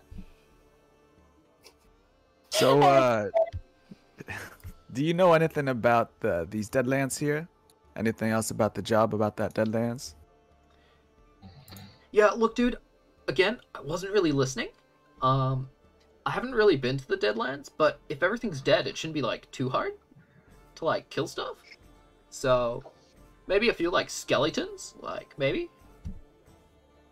So, say I had a proposition for you, and if our two groups kind of got together and worked towards some of these harder jobs, would you guys be interested? Yeah, look, dude. I'd be pretty interested. Don't know about my group. They're pretty like tight with their money. They keep like asking me for money and then like not paying me back. I'm sure they'll get back to me in time, but like a change of pace might be nice. Yeah, well, if you're interested, that's totally fine. I think you're exactly the person I'm looking for. Well, dude, I really appreciate it. And he looks towards Or is that a yes? He looks towards his group, and he's like, "Yo, bros, do you want me to tag along on this job?" And they kind of look at him, and they want to say yes. Like, you can see a couple of them go to say yes. And then they just, like, one of them kind of whispers, like, "Whatever you would like to do, you can do, friend." He looks over to you, he's like, "Well, I guess I'm in then." Radical! Picks up his board and begins to walk over to your group. Alright, well, hello friends, this is Amesh. He will be joining us, and as you can see, he is quite the specimen. Whoa, radical dudes. I can't wait to, like, do, like, super rad adventures. I'm totally down for a good time wherever we go. Okay. Doesn't this guy have his own group? What? My group Yeah. is whichever group will accept me. I Okay. see. Cool. Amesh, you mind telling us a little bit about what your skills are? Yeah, sure. Yeah. What can In you my do? youth, I lived on the Prismatic Isles. I'm originally from Tananlikar, but my real home is wherever the waves are, man. Okay, alright. Okay. Well, as you can see, we have an ally with us. I'm sure he'll become useful for whichever job we do decide to take. But in terms Speaking of that, sorry, he finishes. He kind of talks over you, Matif. He's not really listening to what you guys are saying. But in terms of like skill set, in my youth, I was trained as a druid, so I can like turn into animals. But my true calling was war. So like, I'm what you would call a barbarian. So like, I just get really angry and hit stuff. And also I can like turn into a bear. It's pretty rad. Well, you see that, man? He can turn into a bear. What else could we need? You sound like a good ally. Whoa, thank you, little goblin girl. Shaka. Oh my god. Shaka. Oh Yeah, my that's the God. spirit. Hey. Oh my god. Yeah, so we were just talking about which job we were deciding to take, and I feel like with your added strength, we might be able to tackle something a little bit harder than we're normally used to. Look, man. As long as I get to ride the waves every so often, I don't care where I go. I mean, it makes things easier, I suppose. I don't really give a shit. I mean, it's really up to you guys. I mean, Dante, you said that the Deadlands is out. So which one do you prefer, the protection or the wine? Any preference, really? Who are you asking this to? Dante? Dante. Sorry. Well, I do have some experience with Markovia, but yeah. Okay. I don't really have. It's been a while. Hey, that's okay. That's alright. Okay. I mean, what about you guys? What do you guys prefer? Well, let me just say that I do like myself some parties, so if we get to attend this party, I would assume we should take this wine job. Yeah, maybe he'll invite us if we get the wine. Oh, I want to do the wine one. I want to go to a party. okay, but here's my thing. And no offense, Amish. But Yeah, it's Why are we- Amish, but Shaka? yeah, that's fine. Why are we dragging along another mouth to feed if we're only going to be going over to the next town over and buying some wine? Well, lucky for you, I can make my own food. I never starve. Does that answer your question? Thank you for that contribution. Not quite what I was talking about. Oh, if you're talking about a gold reward, as long as I get to see a new beach, you can have my portion. You sure about that, dude? Yeah, dude. New waves are worth more than money. Never mind. I fucking love this dude. Let's take him. I'll mess the dragon with a heart of gold. A heart of gold that has no care for gold. You know what? Well, it's actually I mean, bronze, I'm- but I appreciate the sentiment. Let's go! Okay. I suppose we're going to go and ask your boy for the wine job. Sure. You walk up to Xandros. Oh yeah, hello. You guys have taken a job. Yeah, which one do you guys want to take? Yeah, so Xandros, we were thinking of taking your wine job. Yeah, that's very cool. I appreciate it. What will happen is there will be a cart that's going to meet you on the outskirts of town in 3 days. You will take this cart to Vinograd in Markovia, buy this amount of wine, and he hands you 1,000 gold. Gee. I want 500 gold worth of their best wine, and then 500 golds of their medium wine. Wow. Medium wine. Do The best we get wine a of cart? Or, because this feels like it's going to be a lot to Yeah, bring he back. said, you, there'll be a cart that's gonna meet you, on the edge of town, which you guys can take. And, Sandras, sorry. well, thank you very much. But I do have a question for you. Where the hell did you learn how to play the cello? Yeah, I didn't. I'm kind of self-taught. I'm kind of what you would call a protege. I'm pretty good, hey? You're definitely something. Yeah, I really Say, appreciate that sentiment. Maybe if you need some lessons, I can give you some later on. Yeah, that would be appreciated. Maybe after the party, when I'm less hungover, then we can have some lessons. Great, that sounds good. Well, is there anything else that we should know about this job? I don't think so. I think that's all you really need to go. Be careful wandering back into Markovia. Try to avoid the checkpoints. They're pretty fucking scary. Wait. What is Whoa, wait a minute. checkpoints? As a human, Lucian, with your specific background, you would know that the southern border of Markovia into the Awa Republic is heavily fortified. All major roads that lead in and out are have checkpoints, and you are frequently checked by people going in and out, making sure you're not carrying specific goods. You can carry certain goods over the border, but they don't allow specific goods, mostly food products, to be carried across the border. Well, shit. Anything else before we go on this journey? Yeah, the reward will be, I will be paying you all 4,000 gold between the, he looks at Amesh, counts, between the 6 of you.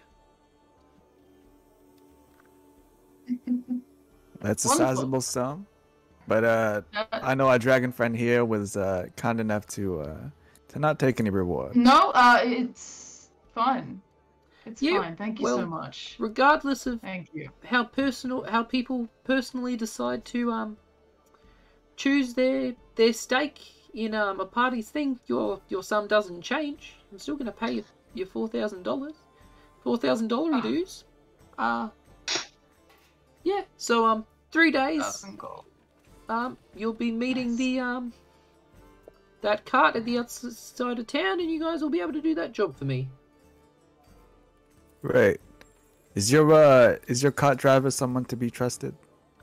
Yeah, I'm not giving you my personal cart driver. His name is Jeff, good friend of mine. No, you guys will have to make your own way. I'll give you guys 2 donkeys to take you there. 2 donkeys? All of us are supposed to ride on 2 donkeys. Well, I'm assuming some of you can sit on the cart or Got walk alongside. Well, Xandros, it's been fun. I enjoyed your show, but please next time invite me so I can help you out. Okay? Yeah, I'll take you up on that offer. And he turns away as some of the other groups begin to take different jobs. Cool. So, you guys make your way up to the up your way through the stairs. The as you reach near where that grate is, it disappears as that young orcish woman stands there and waves as you come out. And you can see that a lot of the people who were seated in the area, and even some of the people behind the desks on the outside of the room, begin to all walk forward towards the door, leaning outside to look at the main street leading up to City Hall.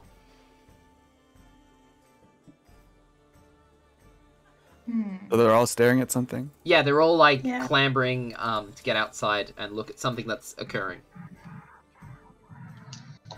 What's occurring? What's all that fuss about? You guys make your way outside.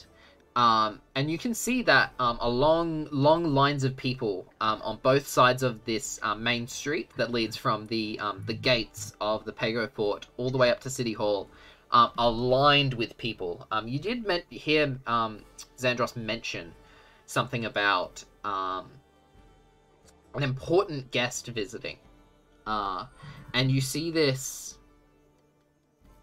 very intricate cart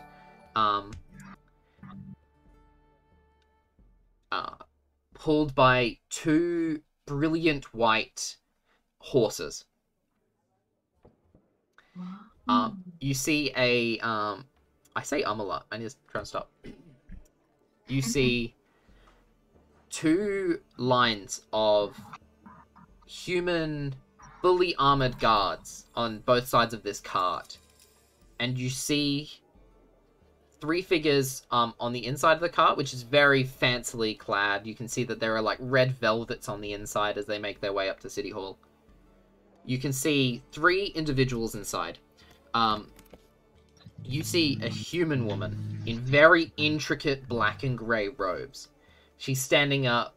She's not quite waving, but she's looking at the citizens of the Pago Fort and giving a respectful nod to people who wave.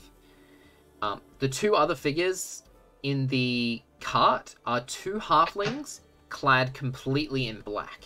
You can see they're standing up. They have a very keen, watchful eye over everybody in the crowd, looking back towards the human woman. They seem very, very perceptive and seem to be looking for danger or other things of that nature.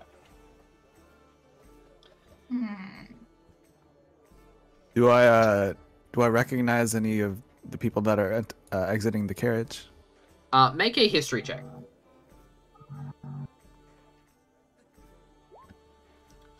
19. You don't recognize any of the soldiers or the two halflings. But as this human woman steps out in these very intricate black and grey robes, you notice that this is... Go back to my notes. You know this is Ambassador Igor. Igor being her last name. You're not aware of what her first name is. But you know that Ambassador Igor, with a history check of 19, you are is the main reason for the peace, or the current peace, between Markovia and the Awa Republic.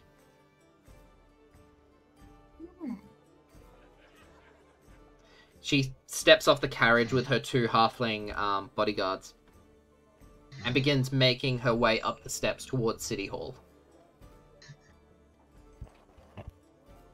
The 10 or so armed guards walk up the stairs and stand guard at the front door of City Hall.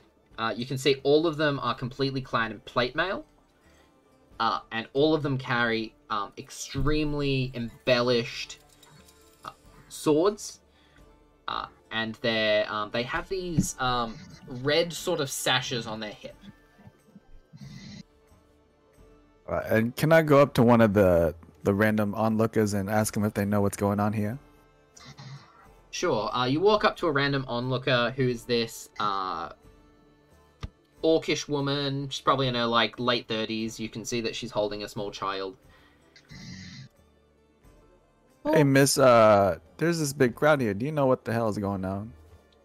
Yeah, this is crazy. The ambassador's here to renew parts of the treaty. It's really crazy. We were expecting her arrival, but not this soon. This is crazy. Really? Yeah. The treaty, huh? Yeah, the treaty.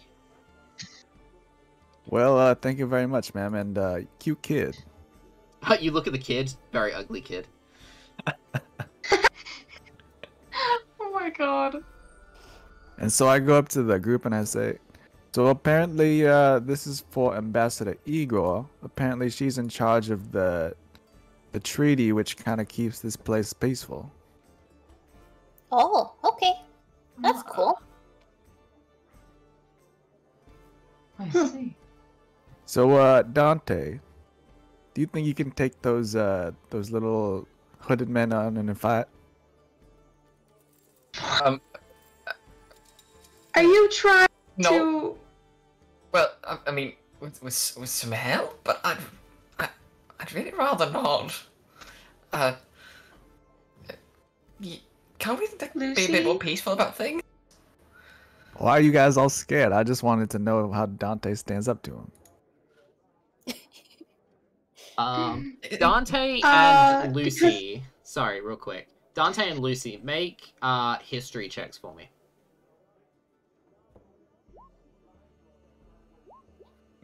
Yeah, you have no clue who those like hooded guys are. They're just hooded halflings. Well, I was just curious. I just wanted to see, in case we ever did get into a scuffle with these people. I was just curious. Well, they're Don't worry probably about it too much. professionals or something. You don't consider yourself Can a I- professional? Lucy? I mean, I'm a much more of a peaceful person. Well, you're a professional in my eyes, Dante. And you were saying, Matif? It sounds, and maybe I'm mishearing things. Are you trying to assassinate this Miss Igor? Igor. Because it sounds like you're trying to assassinate this person. Well, if it sounds like I'm trying to assassinate someone, I'm probably a pretty bad assassin. Okay, That's then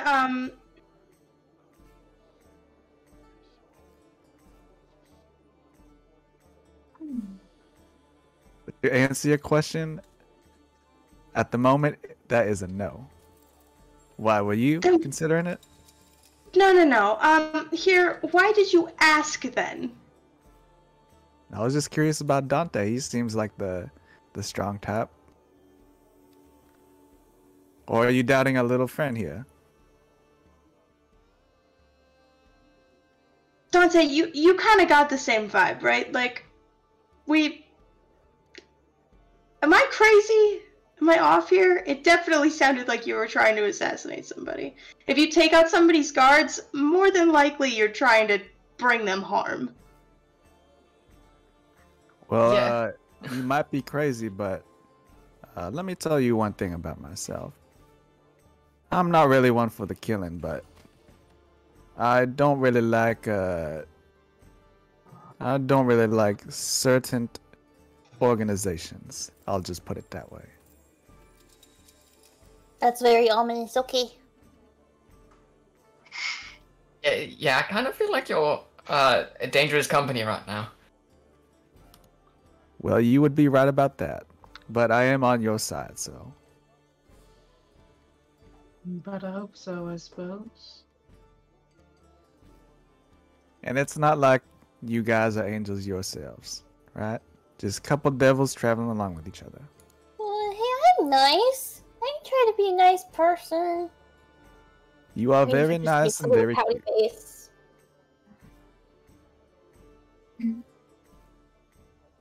Well, so is all our business done here? Any more questions for little old Lucy?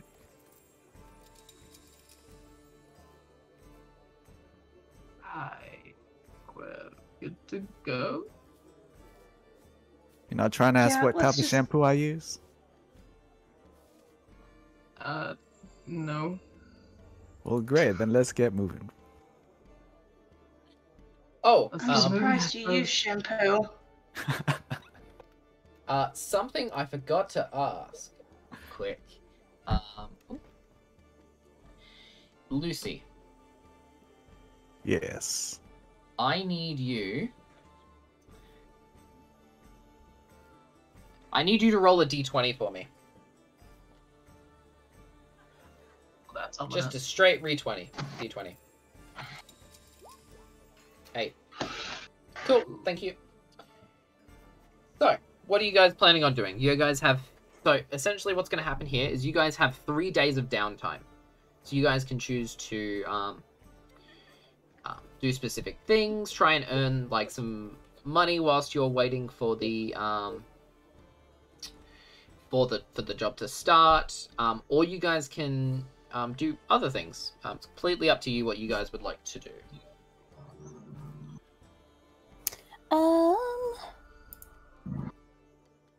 Let me just double check if I have. Yeah, I think I'm gonna buy some more rations if I can. Sure.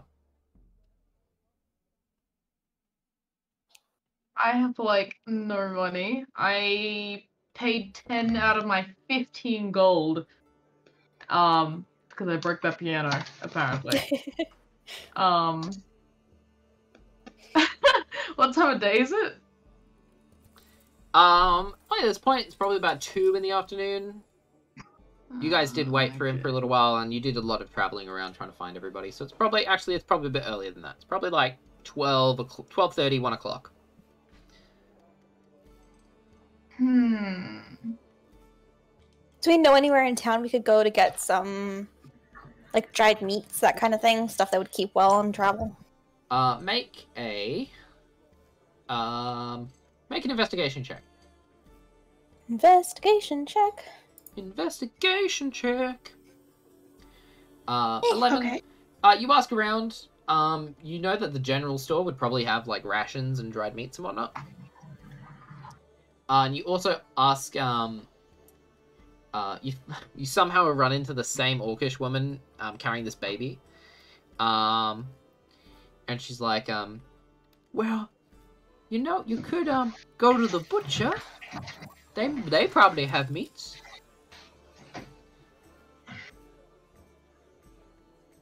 Okay. I guess I'll just head to a general store then. Sure. You head back to Crafter and Son.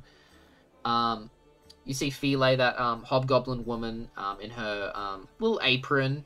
It's kind of going around marking off prices on items and just doing a general stock take on what they have.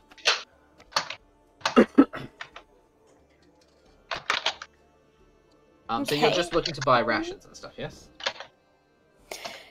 Yeah, just some rations, maybe. How much would like a week's worth of rations be? Great question. I have a specific thing here. I have a document of shopping lists. Ooh. Shop. Shopper. Shopper list.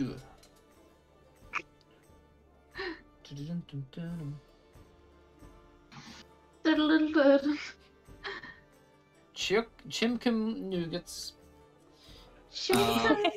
Have you never seen that video? I don't think I have. Don't mind me. I'm just going to quickly go to the DM's Guild website to find a document. I'd say for what, a week's worth of rations? Yeah. That'd probably be like 5 silver. Okay. Oh, how my system works for money is a gold piece is roughly like $100. In that case, $100. No. Wait, what? Don't mind me. Don't mind me. Gold piece. Ignore that. Ignore that. So 1 gold is about $10. A silver is $1, and then a bronze is like 5 cents. Okay. Okay. Okay. So bronze is practically kind of worthless, so it's mostly silver and gold that you're going to use.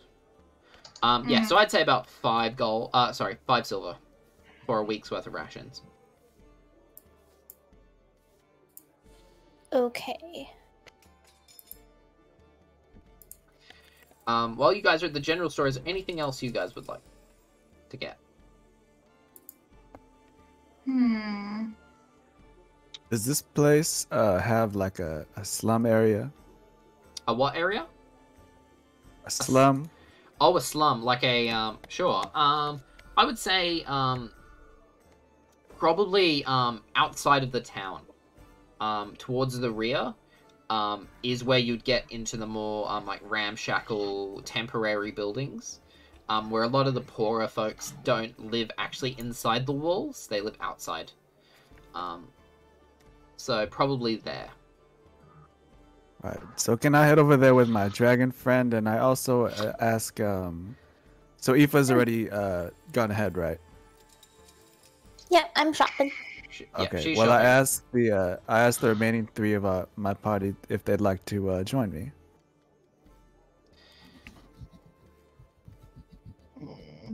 So friends, I'm heading to the slum area. Would you guys like to join me on my adventure? What for in particular? Well, you guys was so questioning earlier on that I feel like I could show you guys something. I mean, yeah, sure, we're not in a rush. We still have a few days before we head out. Sure, what do you wish to show us? Quick question. What day is the party? He didn't mention. Probably after you guys get back. Mm. Well, I'm I just would s- wondering our timeline. Let me just pull up the map real quick.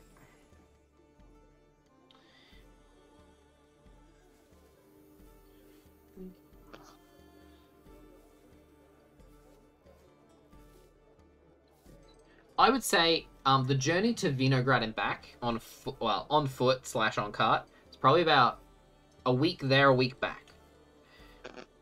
So assuming the party's wow. not for another, at least another, just over a fortnight.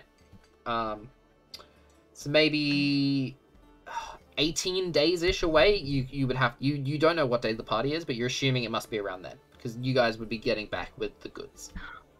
Okay. Well, Dante, you gonna be joining us on a little side adventure? Yeah, sure. Yeah, that's probably fine, right? Great. And the love of my life, Matif, are you gonna be joining us as well? He crosses his hands and he's like, well, I'm not just gonna stand here waiting for y'all, so. Well, all right then. Well, just follow me. Okay, so everybody except for Eefa, who is shopping, is going to the slums, right? Or are you waiting Sure. for Eefa to stop shopping, to finish shopping, and then going as a group? No, I just go on ahead without it. All right, cool. Then we'll She finish- comes back. Where'd you guys go? Aw. Okay, so apart from rations, what else are you buying, Eefa? I just want to see if there's anything else that would be useful for travel. I'm thinking like a tent, maybe. Sure, yeah, you could buy a tent. That'd probably be around, probably around 8 gold or so for a good Okay. quality tent.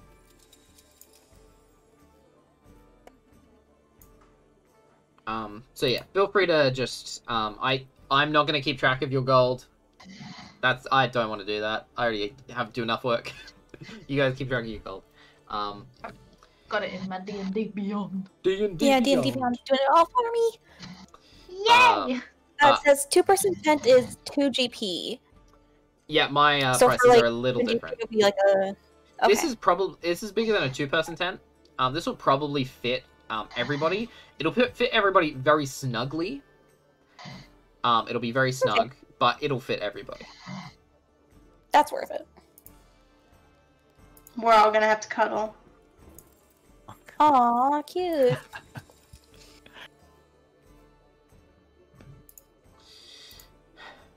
Aside from that, I think I'd be good for shopping. Okay.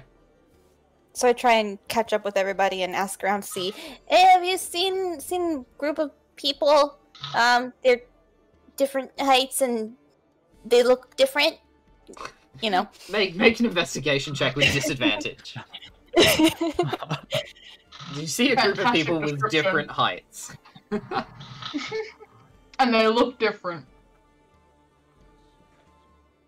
Investigation. Okay, 13.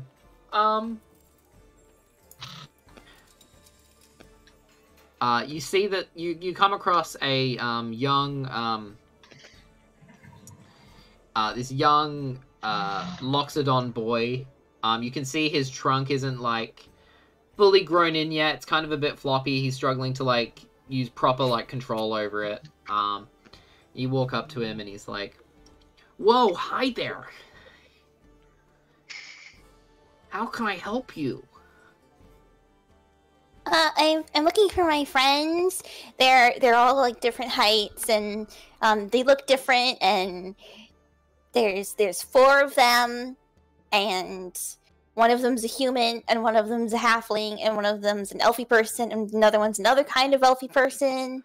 Whoa, that's crazy. Yeah, have you seen anyone like that? I saw this really pretty elf girl before going towards the like poor people area. Okay. Emmyth is pretty. Oh, that's probably her. Okay, thank you. Bye. Goodbye. Go off in whichever He kind of direction. wipes his trunk like a young child would like wipe their nose, and like a little bit of snot goes flying. Cool. You begin making your way over to the slum area. So, you guys and Amish, you've dragged along.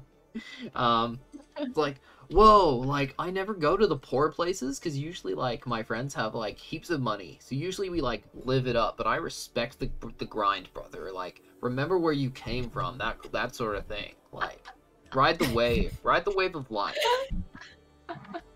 Yeah, well, thank you for your insight as always, Amish. You're very learned. Well, you know, you don't get as good at surfing as me by just, like, standing on your board on the sand, if you know what I mean. So are we at the place already? Yeah, by this point, you've made your way there. Okay, so what I try to do is I try to call out with my loudest voice and maybe use some minor illusion cantrips to get everyone's attention. Sure. And try to get them all together where I am, around this big glowing dragon. Make a persuasion check.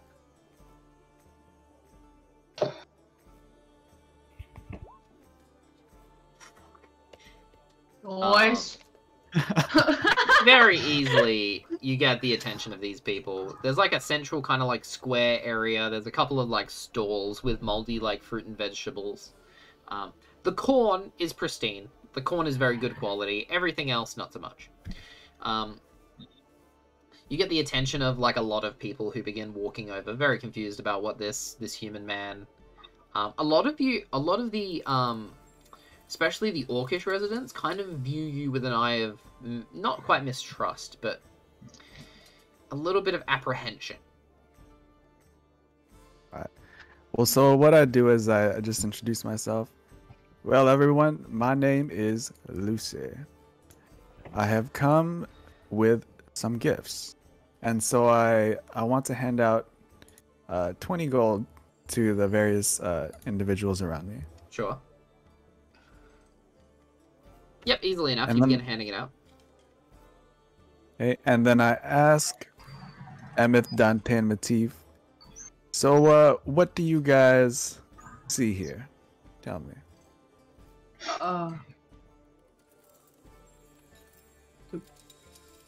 Giving gold. I don't know. Dante?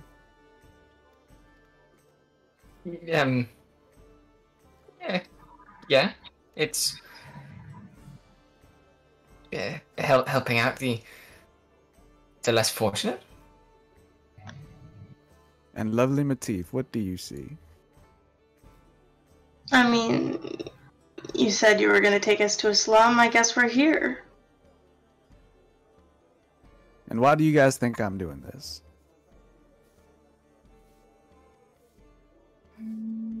To feel less guilty about terrible things you've done before.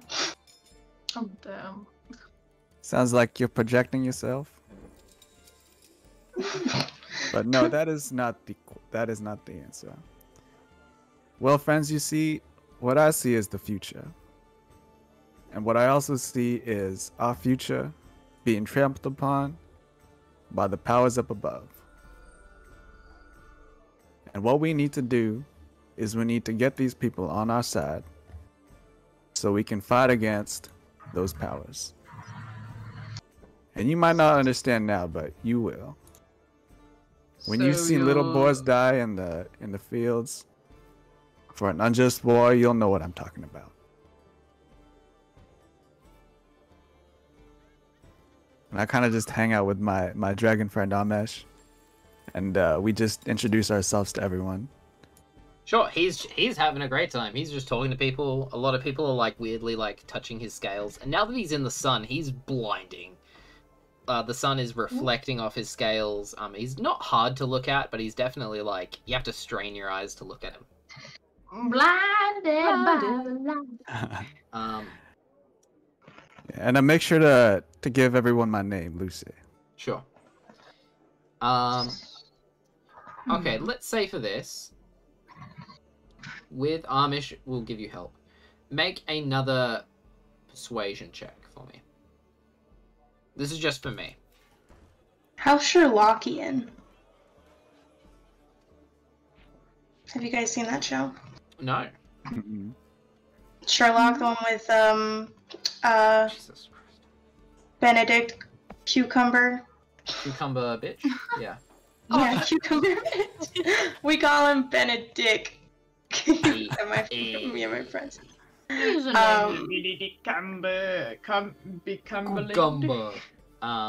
Okay.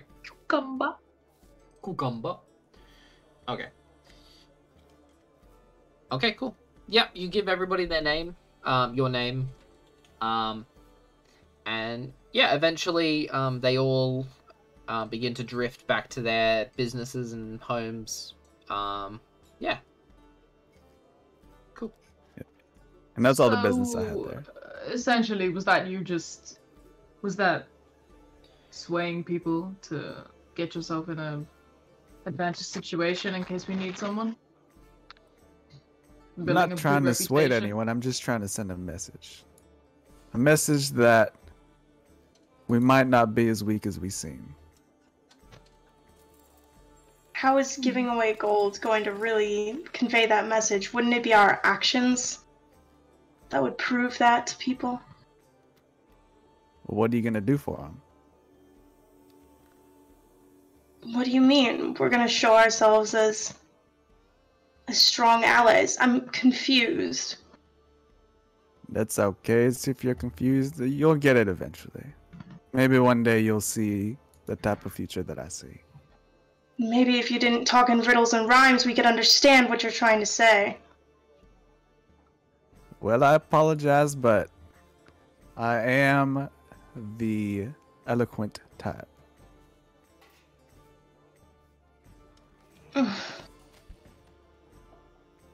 You'll catch on to me one day, Matif. Okay. So, where are we headed to next? Did we find Eefa? By this Do we know point, where she is? you see Eefa hurrying along, little goblin legs carrying her to the group. She carrying that huge tent as well? Yeah, she's got a very very large bag that she's kind of lugging along. All right. Can I help her carry that bag and ask her what it is? Thank you. Oh boy. I have a tent so we can all sleep comfortably. I also got some food. And that's it. Well, I had a good very time. nice of you. Wow, fantastic. That's you carried that tent the whole way here. Yeah, Oh I'm very gosh. strong. I'm very strong. Yes, you are very, very strong. Beneath the robes, as Eefa like lifts the tent up, you can see like she's fucking built. Oh, Our strength is only like 10. Yeah, for a goblin. But I though, mean, that's pretty. for a pretty cool. goblin to hold a proportion. I'll pat you on the head. Good job. If goblins could purr, Good they thinking. would. If goblins could purr. And so around what time of day is it? By this point, it's probably around like 4 in the afternoon. Okay.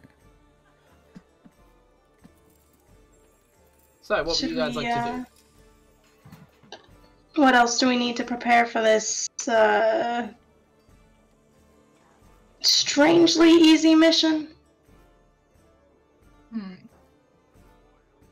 I'm not too sure. I feel like if we can make do in regards to food and water, you know, on the way. You see we have Amesh shelter pipes as up. well. Well, if you guys need, like, food or water, like, water I can't really help you with, but, like, food I can totally help you with. How so? Do tell. He kind of clicks his fingers, and in his left hand, a handful of these, bluish, these blueberries, essentially, appear in his hand. And he begins handing them out. And he casts Good Berry. Yes! Might eat it. I'm gonna pop it. Amesh, where do these berries come from? I'm kind of worried. Well, you know, in druidic lore, no one really knows, but I have some theories. So my powers of druidacy, like my nature powers, I believe they come from just being, like, totally rad and in touch with the ocean. So, like, I'm just assuming, like, these are just, like, super compact, like, fish little things. That's what I think, anyway. Why they look like berries, I don't fucking know. These won't make me sick. Okay. If these make you sick, I'll give you the rest of my money. They won't make you sick, by the way. Okay. Well, it seems that our food problem might be somewhat solved, but I would like some more information, considering all we were told to look for was some wine. Dante, are you familiar with that area? Well, I spent more time a bit further up north, but I should be able to Lucy, I would say, Vinograd isn't too far away from where you grew up. One of the next towns over. It's basically like the town across the lake, essentially. There's a very, very big lake near where you live. It's across that. And would I know where I could probably find this wine? Make a history check.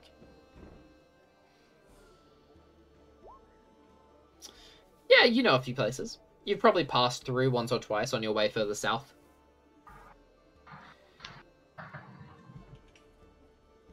Okay.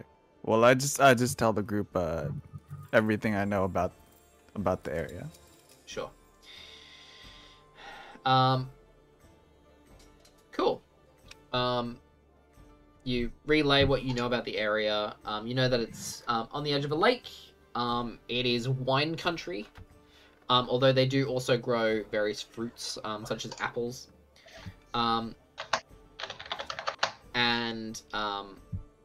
You know that it's the kind of feel, like, giving a real world example, I'd say it looks like more like Italian wine country kind of feel. With that kind of vibe. So lots of, like, picket fences, like long rolling hills with just fields of grapes. That's probably about all you would know. You wouldn't know, like, probably wouldn't have stayed. With the 17, you probably don't know, like, a ton about this town. You just know, like, some good, like, wineries to go visit. Okay. Well, so my friends, what are you feeling like doing?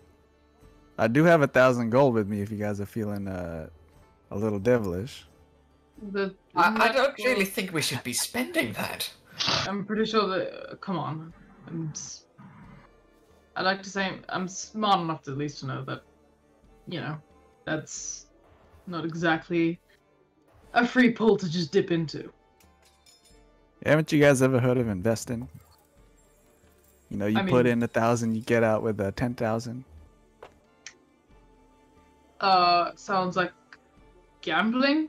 What? It's just a thought. I mean, look, I love spending money. Alright? I love spending money that's not mine, especially. And I like taking people's money that also isn't mine. However, because we're going to get paid as a result of, this, this mission, this quest, whatever, I just feel like it's risky. The only reason I'm not agreeing to taking it is because at least I know we're guaranteed cash if we don't screw it up. If we weren't guaranteed cash, then I might have reconsidered your offer and dipping into this pool that we've been, given. However, I don't know. I don't know. I just, yeah. Fair enough. Fair enough. Maybe we'll reconsider in the future, right? It's an open offer. Okay. I mean, well, are there any, well, I mean, maybe seeing as the wonderful Eefa has solved a lot of our stock problems and food, water, shelter, and all that. Just give her a little, pat on the shoulder, pat on the head kind of thing. I suppose why don't we do something, a bit thrilling whilst we're, waiting around before we leave. Something exciting to do with our downtime. So what do you consider exciting? I hope it's not just danger.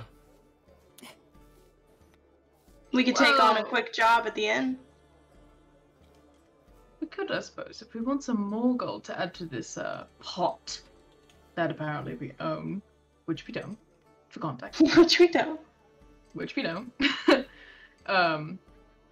I mean, we could take on a job.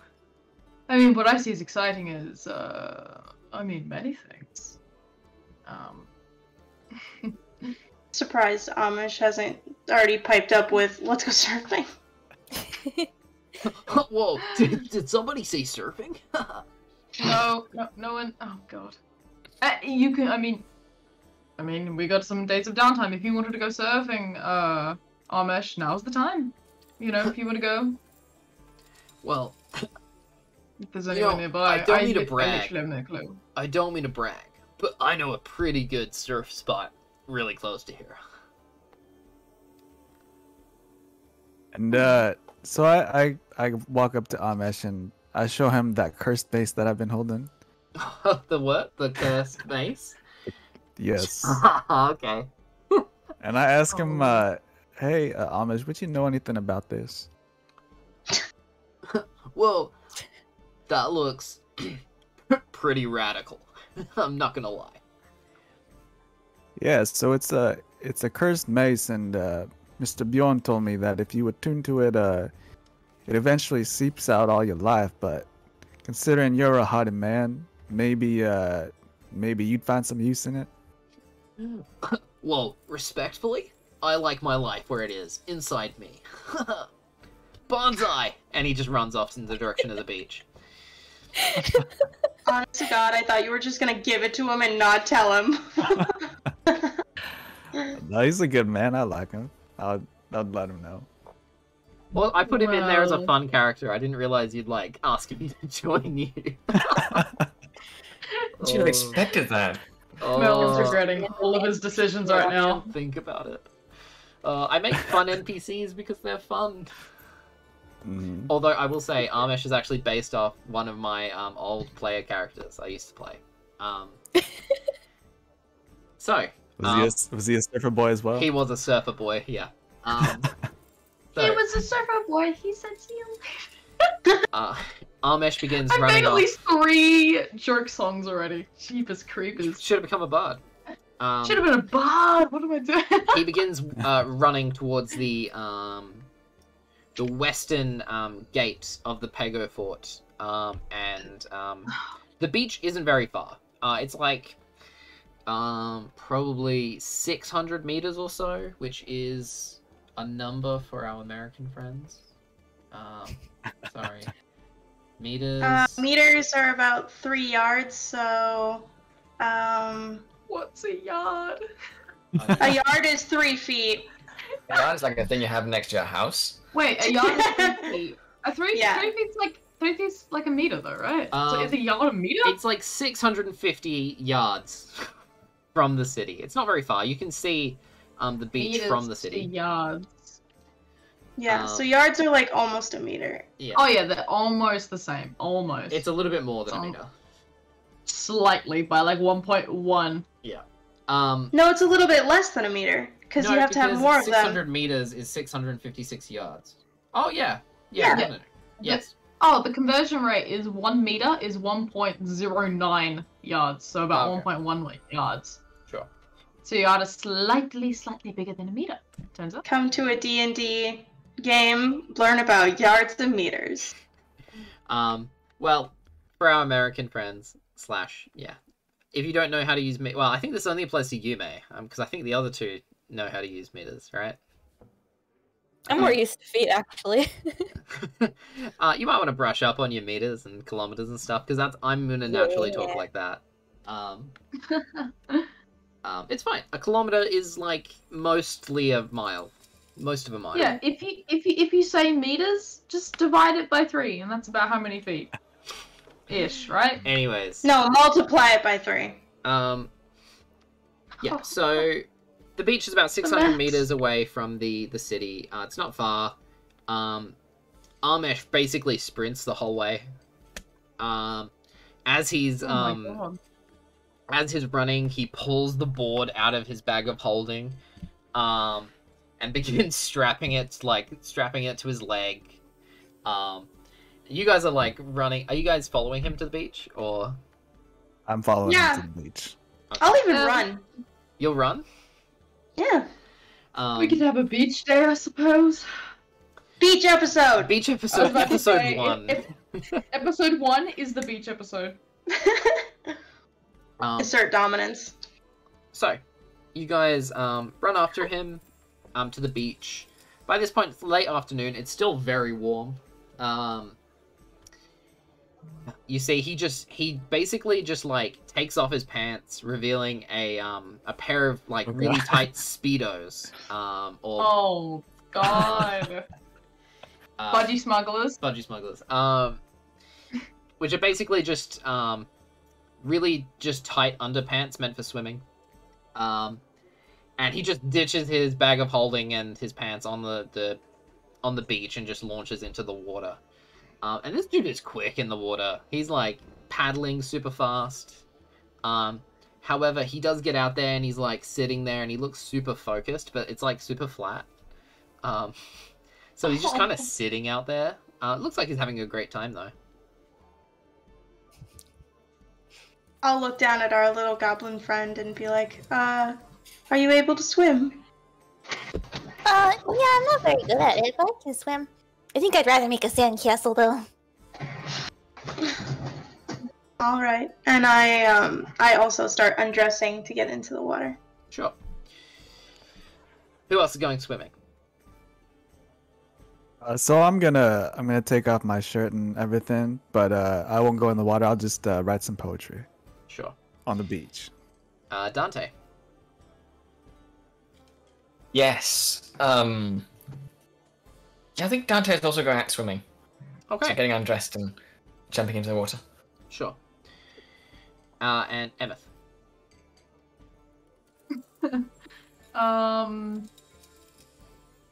Look, everyone's taking their shirts off, so Emmyth's going to just strip down to nothing.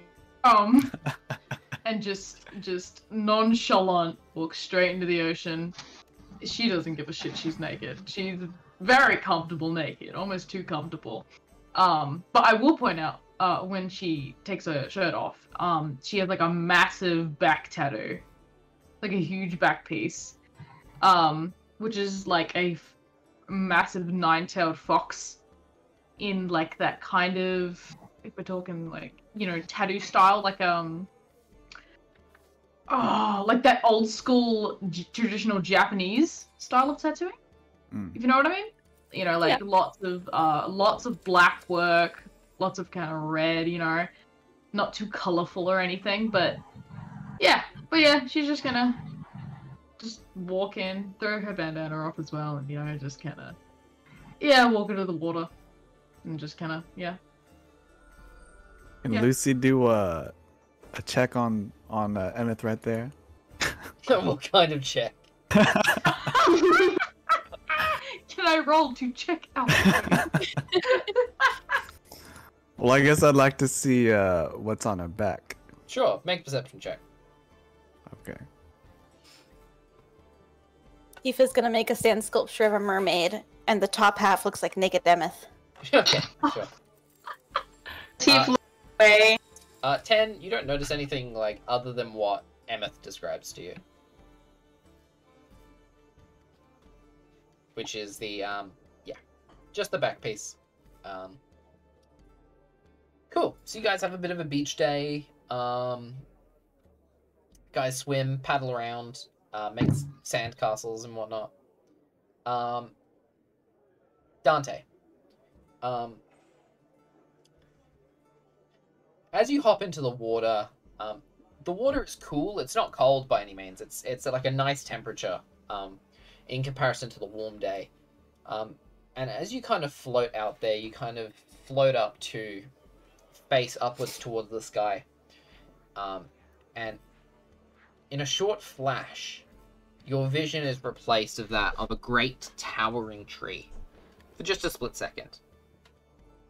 And you feel a warmth. That's all. Very ominous. Very ominous. So, Do I notice anything different when that happens to Dante? Dante, does anything happen when you get that vision? No, I think I just sort of chill out a bit in the water. Sure. You don't notice anything, Lucy. Okay. Wait, is Dante in the water? Yeah. How deep? Swimming. Oh no. How deep is how far out is he? How far are you Probably out, farther out Dante? than he can like reach with his feet. So not Okay. very far because he's a halfling. Okay, So- that's great. I'm going to make sure he's not looking at me, and then hold my breath, and from like far away, go under the surface of the water, Okay. and Make a stealth check with disadvantage. Because oh, Dante is in water where he can is stand. he, Which is literally waist-high water for you. Because he's a halfling. is he So- laying on his back though? Sure. Still Are very you laying shallow on your back, water. Dante? Yes. Still So, very I mean, he's not still, looking at the still water. He yeah, wouldn't I be able know. to But see you me. trying to swim through extremely shallow water.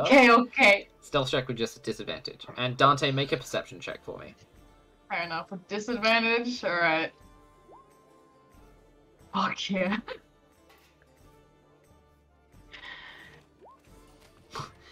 Emmyth, you sneak up on Dante. What would you like to do? Nice. I'm gonna just get like right under him, and I'm just going to like dig my just kind of like dig my fingers in, like kind of like my nails, and kind of just like kind of just like grab him. You know when you like kind of come up behind someone and then you just kind of like dig into their waist to kind of like shock them / tickle them, kind of. Sure. You know. You That feel kind of thing. I just want to something. suddenly grab him, just scare the shit out of him. Sure, Dante, you get grabbed from underneath the water. What would you like to do? I want to yelp very loudly. Sure, you yelp all of you hear a very loud yelp from Dante. Do we see Emmyth doing that to him? With your passive perception, no. You I'll don't prob- see. I'll Emmyth. I'll come up from the water anyways and just kind of like, flick my hair out of my face, and I'm just shitting myself laughing. Sure. Sorry, but come on, the opportunity was there. I apologize. But Please still, don't come do on. that. I I'm thought you were sorry. pull him under. I'm not that bad. Jeez. No, just like a quick whoop. Emmyth, make a perception check for me. Oh fuck! Why would you say that so suddenly? Yeah, it's a 6.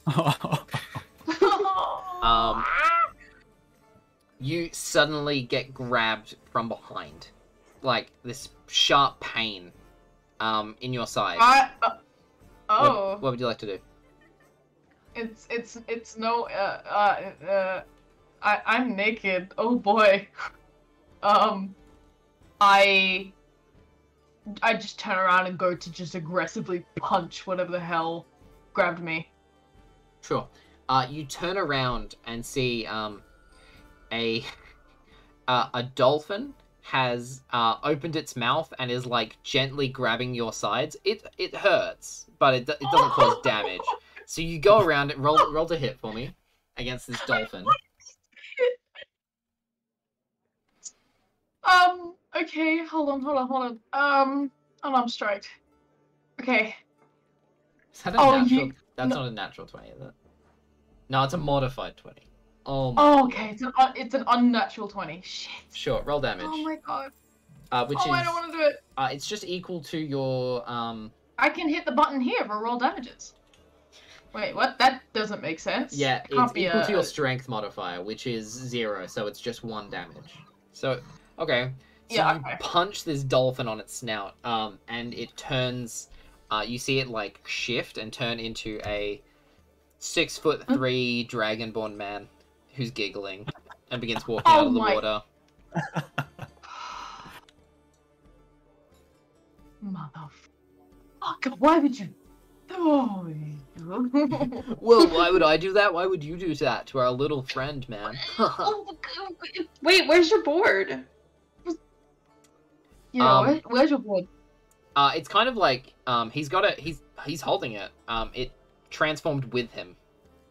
Oh my god. Okay, fine. Touche. You got okay. Matif. It's pretty good. Bastard. Fucking bastard. You made me feel so bad. You made me feel like I almost punched a dolphin. I'm so sorry.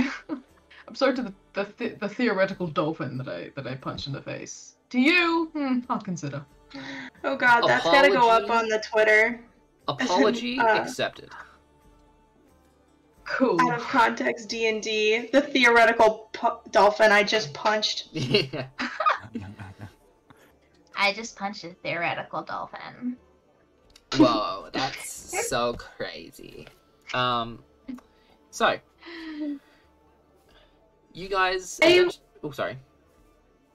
Oh, I was just gonna say during our downtime, I was gonna ask Amesh to teach me about this boarding thing. Sure. All right. So here's how it's gonna work. Basically, it takes 100 days of downtime to learn a new skill. That can be a language, an actual skill like that your character will gain, like Arcana, Athletics, etc. It takes 100 days of downtime to achieve a skill. So basically, throughout the game, you guys will be getting some downtime to be able to work towards these things. So, Matif, you will begin learning surfboarding, which I don't think will take 100 days, but you are learning to become proficient at surfboarding. And it's kind of hilarious that my arrogant as fuck, like cocky, superiority complex guy is like falling into the water again and again and again, just getting super frustrated. Well, I will say, you do get super frustrated and you do fall off of it. You are proficient with vehicles water, which I would classify a surfboard as a vehicle. So I would say you do fall over quite a bit, but you do eventually get the hang of it. Oh yeah, I am. Didn't even recognize that. Okay, so basically, if you guys want to pick one task you guys would like to do over the following 2 days. So we'll go around. Matif, you spend it surfing, I assume? Yeah. And kind of getting closer to our new companion. Whoa, radical! Eefa, what are you gonna spend your 2 days doing? Probably saying bye to everybody at the temple. And no, yeah, that's probably it. Other Okay. than that, I'm just gonna chill. Alright, you chill. Cool, you go to the temple, say goodbye to everybody. Lucy, what would you like to spend your 2 days doing? So in those 2 days, I visit the slum every so often and just keep on introducing myself. And then at one point, I'd like to visit Bjorn again. How many days has it been? A week? You go back to the same building over the first day, the second day, and the third day. And you his store doesn't reappear in the ramshackle building where it was when you first saw him. It is still empty. Okay. Okay, Dante, what do you want to spend your 2 days doing? I will be sort of just walking around, looking at plants and trying to steel my nerves for the impending journey. Sure. Okay. And Emmyth, what do you spend your 2 days doing? Which continent are we on again? You guys are on the very western. Like, I'm not good with location. Sorry, the eastern continent. You guys are at the Pago Port. It's kind of in the middle. Okay. Do you have Because the I'm map up? from... I don't have it up with me. If you go into the Discord, it's there. Where in the yeezing hell am I from again? You're from Liu Pai, I'm from in the Diplomatica. Diplomatica. And we are on... What was the name of the continent again, sorry? You guys are on Are we- Alma's Prince- Land, which is where Markovia and the Awa Republic are. So just to the east. You're not very far from your island home. I see. Oh, I had to find the new map. I see. Okay. In that case, I will go and write a letter Mm-hmm. to my mum, probably. Sure. Don't know if she'll even see it, but it doesn't matter. I'll write one anyways. Just gonna update her on the sitch. That I'm going to, be gone and blah blah blah. And I've found a bit of a crew, and that how they're a bunch of, half arseholes and half great, and both. You know what I mean? Bunch of weirdos, but that's cool. And I will also spend the days. I'll be trying to make a little extra cash, if you know exactly what I mean. Oh, okay. That's up to you. Sure. Okay. Make a then performance check. And then just kind of like working out / practicing fighting, just, with my rapier and just... Oh, and if there's a fight club or anything, I might have a tussle or two. Alright. This is a lot of things. Choose one of those things you would like to do. Yeah. Sorry. Okay, fight club. Fight club. Okay, you're not going to make money. No, that's fine. Okay. Make an investigation check. That's cool. Okay, cool. It was the second after I listed everything, I'm like, okay, that was like 2 weeks worth of content. Jeepers. What was the roll again for us? Investigation. Investigation. That's a 10.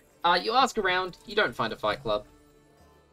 Oh no! Okay, I will. So you Well, spend then, your I 2 guess- days. That's what you spend your 2 days doing. You're walking around asking people, trying to find a fight club. You don't find Yeah. Okay, and then I'll practice by myself instead. it. Okay. So, Work out on the beach as I watch friggin' Amish do his thing.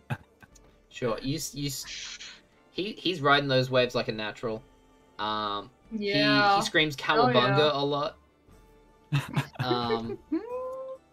So, My man. So, the end of the second day comes. You guys know that it's an early start, and that you will be meeting the cart just outside of town at sunrise. So, Cool. are there any last-minute preparations you guys would like to do? Ooh, I would like to. I specifically picked the Ring of Spell Storing for this. Oh, yeah. I would like to load up. What is it? What is that spell? Prayer of Healing into it. Okay. What level is Prayer of Healing? Second level. Second level. Okay. So Prayer of Healing is one of them. So you have 3 levels worth of spells that you can put in it. Yeah. I want to make sure Prayer of Healing is in there. Yep. And there's nothing else I really want in there right now. So you're just gonna leave it, the rest of it, empty? Yeah, I'll wait until I've actually thought of something good to put in there. All right, no problems. Okay. So that's Eefa. Matif, any last-minute preparations? Think so. I don't have anything interesting. Okay. Lucy. Yeah, so with my belt of Vol, I purposely grew out my beard to try to make myself look a little bit Real different. quick. It doesn't necessarily grow out your beard. It's a roll. So roll 2 d20s for both days. Okay. Oh my There's god. a chance if you roll low, your beard doesn't grow. Okay, so with a 17, the beard does come in very strongly on the first day. On the second day, there isn't any additional growth, but your beard is very much making its way along. Okay. Is it Yeah, like so I a get a nice beard like, and- shadow kind of thing? Bit more than a shadow. It's a bit like Bit what more? my model has. Yeah. Oh, it's and beautiful. I tried to Still get kinda like juicy. some type of cloak where I can kind of hide myself for the journey. Yeah, easily enough. That'd be like 1 gold piece to get like a decent, just plain black cloak. You make your way over to Make him away. to Turbans and Trousers, which is the local tailor. You walk inside. There's a older orcish man, and he's like, "Oh, hello. How can I help you?" Well, hello, mister. I just need your most inconspicuous cloak. Yeah, coming right up, no problem. Goes into the back, pulls out this it looks black, but it's kind of like this darker brown. So brown it's almost black. And yeah, so that'll be just 1 gold. That. It's not particularly good quality. It's like not a great material. It's very rough, but it'll do. Well, I just tell him, well, thank you for the cloak, and I hand him another extra gold. And I say, just know that Lucy was here. Yeah, right. Okay, yeah. Cool. And then I leave his shop and move on with my life. Okay. So you get a cloak. Dante? I would be just sort of double checking and even triple checking all my just clothes and my gear. Just is everything not broken? Sure. Everything seems fine. You check it very thoroughly. You're fine. And Emmyth, you tried to find a fight club and found. Yeah. Wow. Anything what a additionally you'd like to do? Couple days. Anything additional? Oh, I'll write that letter. I'll get the chance to do that hopefully Yeah, at one point. Cool. So, Oh. you will finish your final preparations and make your way the next morning after a solid night's rest for some of you not so much. Dante doesn't sleep, so I'm guessing he just wanders around the near the temple, I would assume. Just wander around. Yeah. Okay. Rumors are gonna start spreading or something. The strange halfling walking around town. So the next morning at sunrise, Eefa, you're already very much awake for your morning prayer. And you make your way to the front gates of town, where 2 donkeys and a cart are waiting for you. So, you guys begin to make your way towards Vinograd. I would like all of you to make a perception check for me. Perception. Oh. Oh no, Eefa. Eefa is not rolling great today, is she? Oh no. Okay. Well, I'm sure we'll tell you what we see. Okay. Dante and Matif. Something seems a little bit off. Like, you take, like, a big sniff and just something smells, like, a little bit off. You're not sure what it is, but you kind of just, like, it's early morning, it's a farming town, like, it's probably just, like, weird fertilizer or something. But Lucy, with a keener perception than most others, you smell this very strange smell, just briefly, and you look back towards the city, and you swear you see a little trail of smoke from the top of City Hall. From one of the upper levels. A small plume of smoke.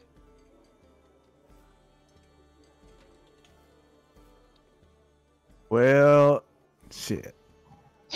Do you guys see that smoke over there near where City What? Hall is? What? Where? Oh, Like, oh no. there's like this smell of like smoke and stuff, and I don't know. I just see it over there. Ah. I don't see anything. Well, I just have a bad feeling about this, guys. I don't know. I don't know what we should do. What do you guys think? I thought you didn't like that ambassador woman. Well, who says it's her? Maybe some people are in trouble. Well, And it especially certainly if it- seems like someone beat you to the coup. But here's the thing: what if Xandros is in trouble? He's the one who's going to be paying us. He's not the one who's in City Hall.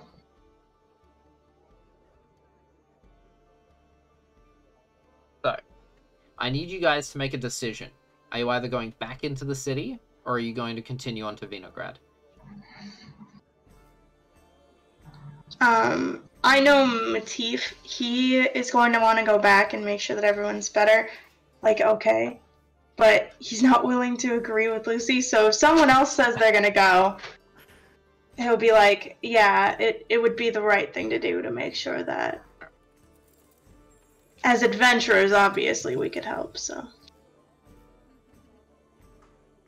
So that's one for the city. Eva can't see anything. She doesn't know what's going on. She'll just follow wherever everybody else goes. Alright, I Lucy, what do you want to suppose- do? I kind of want to put Dante on my back and just start running over there. Okay, so you guys are going back into the city then. That's a majority. Yeah, Emmyth, I think what that's do you want to do? everybody. I will go back into the city. Okay. You guys walk back into the city. You can see others are starting to walk outside and look towards City Hall, which is now starting to catch a little bit further aflame. And you see that there is a large group at the base of City Hall. A lot of those armored knights from yesterday that you saw are all standing there looking very confused. You guys make your way up to City Hall. And what are you guys looking for? What are you guys doing? I suppose if there's smoke nearby, we'll try to find the origin of that. Right? I'll probably be looking for any survivors or any people that might be trapped by whatever the flames are. Sure, make perception checks for me then.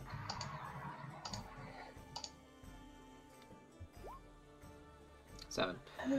Everybody looks fine. You see lots of people rushing out of the building. Yeah. You see like quite a bit of people. Quite a few people. Does it? Seems to be under control. You can see that there are a couple of city hall workers who are kind of directing people out of the building and whatnot.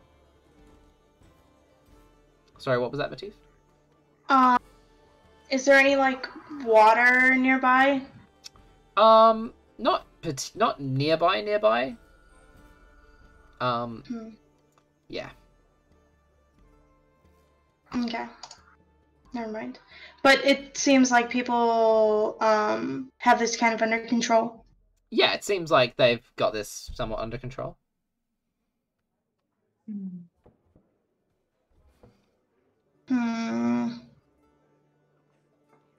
Eventually you see the mayor and the ambassador walk out together, looking very confused. Confused as in like they have ash on them and they kind of know what's going on, or confused as in like they have no clue what's going on? Make an insight check.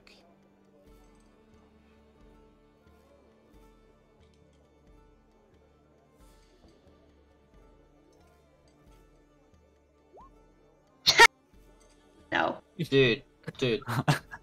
Oh, man. Matif. They are up to something. Something smells fishy. And you would know, being a sailor. I'll have to look into that later.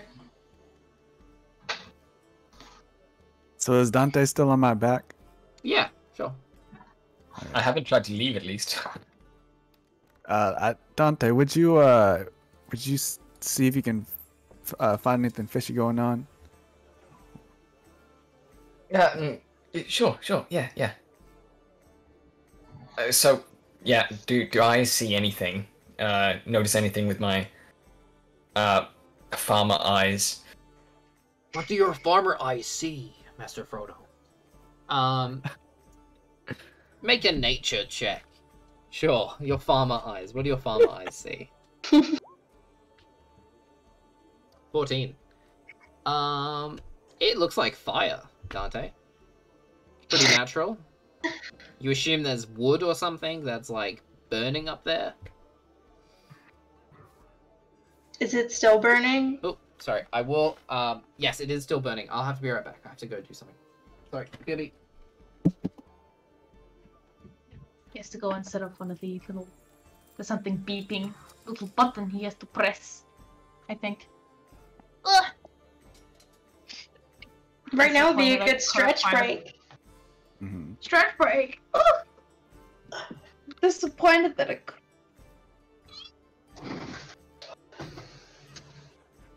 Deborah. It's disappointing. Why? Everyone in chat, take a stretch break too. We all need to take care of ourselves. Oh my god. There we are. Hello, I'm back.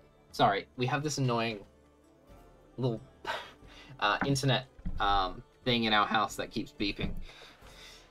Let's go turn it off. So yes, the fire is still burning. Okay. I will tell Eefa to go and get like a pail of water or something. Okay. Make an Is there like a well investigation nearby check. or something? Yeah, Make an okay. investigation or a perception check. Ooh, investigation or perception. I'm just imagining a little goblin girl with like this little bucket of water trying to put out like this huge fire. Eefa, you can't find any water anywhere. No wells, no pails of water, find nothing. Not even a puddle. Not even a puddle. It's very warm. It's all evaporated. Emmyth, you got any ideas? Water? No, I don't know what to do. Do we have water for the journey? And I assume we were just gonna kind of collect it and filter it out through the river or something, some running water. You see. I've got a spell that I could purify water with. Yeah, but you can't make it. You see, Uh. Amesh walks up and he's like, "Whoa, you guys need like to create water or something? That fire looks pretty gnarly." Yes, Yeah. please. Yes, please. And he's gonna cast at first level create water, create or destroy Oh, water. He's gonna create a big big rain basically inside the building. He's gonna aim it just inside the window, so that it begins raining on the inside. Because I also have shape water to maybe get it up there if we needed to. Oh, sure. With your shape water, you can help get the flames that are a bit more more difficult to get out. So with the water that he creates, he puts out most of it, and with your shape water, you can kind of put the rest of it out. I'm still gonna be super pissed at us for some reason. You can see that the mayor and the ambassador come over. The ambassador is like, yes. Thank you very much for putting out this water. And you see that it's very, woman in her late 50s. She's wearing, in a very similar style to the robes she was wearing yesterday, but they're more of like a nightgown version of the robes she was wearing. Yes, thank you very much. Who are you all? Why are you here? We're just a party. Yeah, we're a party, and they saw smoke, so we're like, oh, let's go see what's going on. So we came to see what's going on. Hi. So I introduce myself and I say, well, the name is Lucy, and so I do like a curtsy bow in order to introduce myself. And you might be Ambassador Igor, right? Yes, she turns to you. Let me pull up another document. I have a list of important individuals.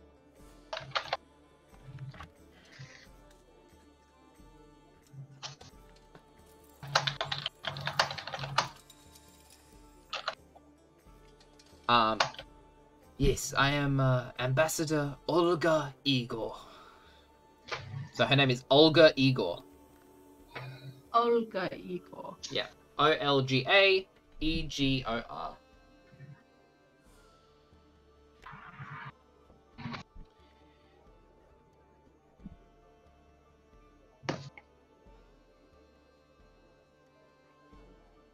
Well, thank you very much for your help. I'm going to go back to find what is left of my my belongings. Good day. And she begins to walk back inside with the mare in tow. And I try to follow her. As you try to follow her, the knights close in on the door, blocking you access. And I say, what's all the hubbub over here? What happened? I try to ask the guards. Make a persuasion check. So, quick question. So if it has a green A next to the number? It means you have advantage. Why do you have advantage? Let me have a look. It's Oh, my okay. expertise. You have advantage against dwarves. Oh, These got it, are not dwarves. Got it. Shit. I think, wait, they're two different rolls, I believe.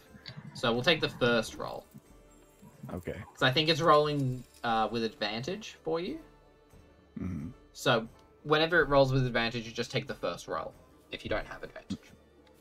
Got it. So 14, the guards don't acknowledge you. They look at you, but they don't acknowledge your question. Alright, well, I just go back to the group and continue on with whatever we were doing. Whoa, so are we, like, heading to that wine place now? I mean, I guess so. That was weird. I wonder what happened. Yeah, I Are you suppose we guys should be interested on in our figuring out what happened? way. I'm a little bit interested. I mean, how much time do we have to spare here?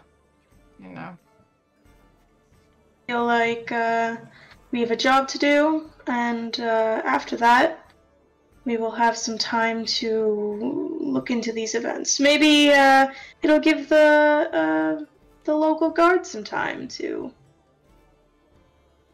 investigate these matters. I suppose. I mean, I guess it's just considering that, like, yes, there is, you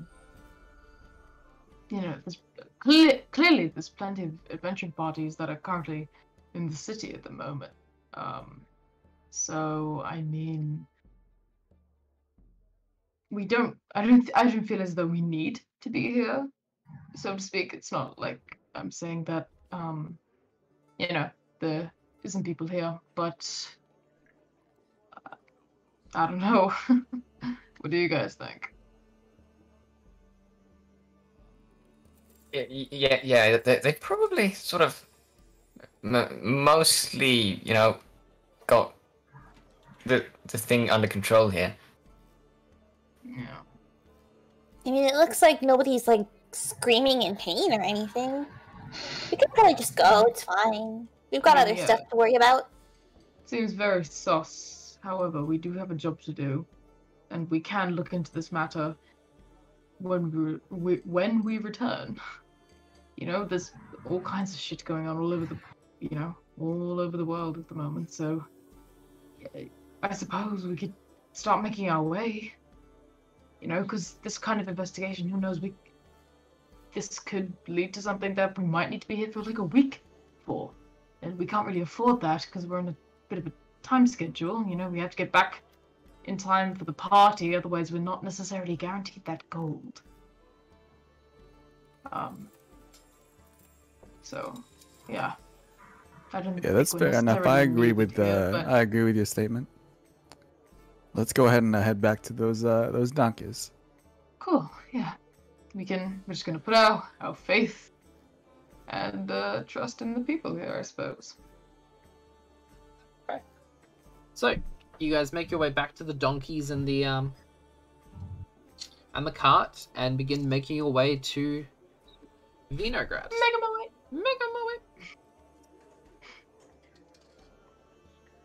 So, what can is Dante this? and Lucy do that dance that they do in that movie? Where they're like shaking their heads? What was that? Who was that? Pastel, was that you asking a question? Yeah, I was just gonna say, what does the way over there look like? Does it look dangerous, or like, should we be on alert? Does it look like... You guys have traveled this road before, on your way, from another job that took you into Markovia. You know that there are beasts and various other threats on the journey. There are no proper roads to the next major city in Markovia, which is Steniborga. But so you know it's fairly dangerous, but nothing you guys haven't handled before. Okay.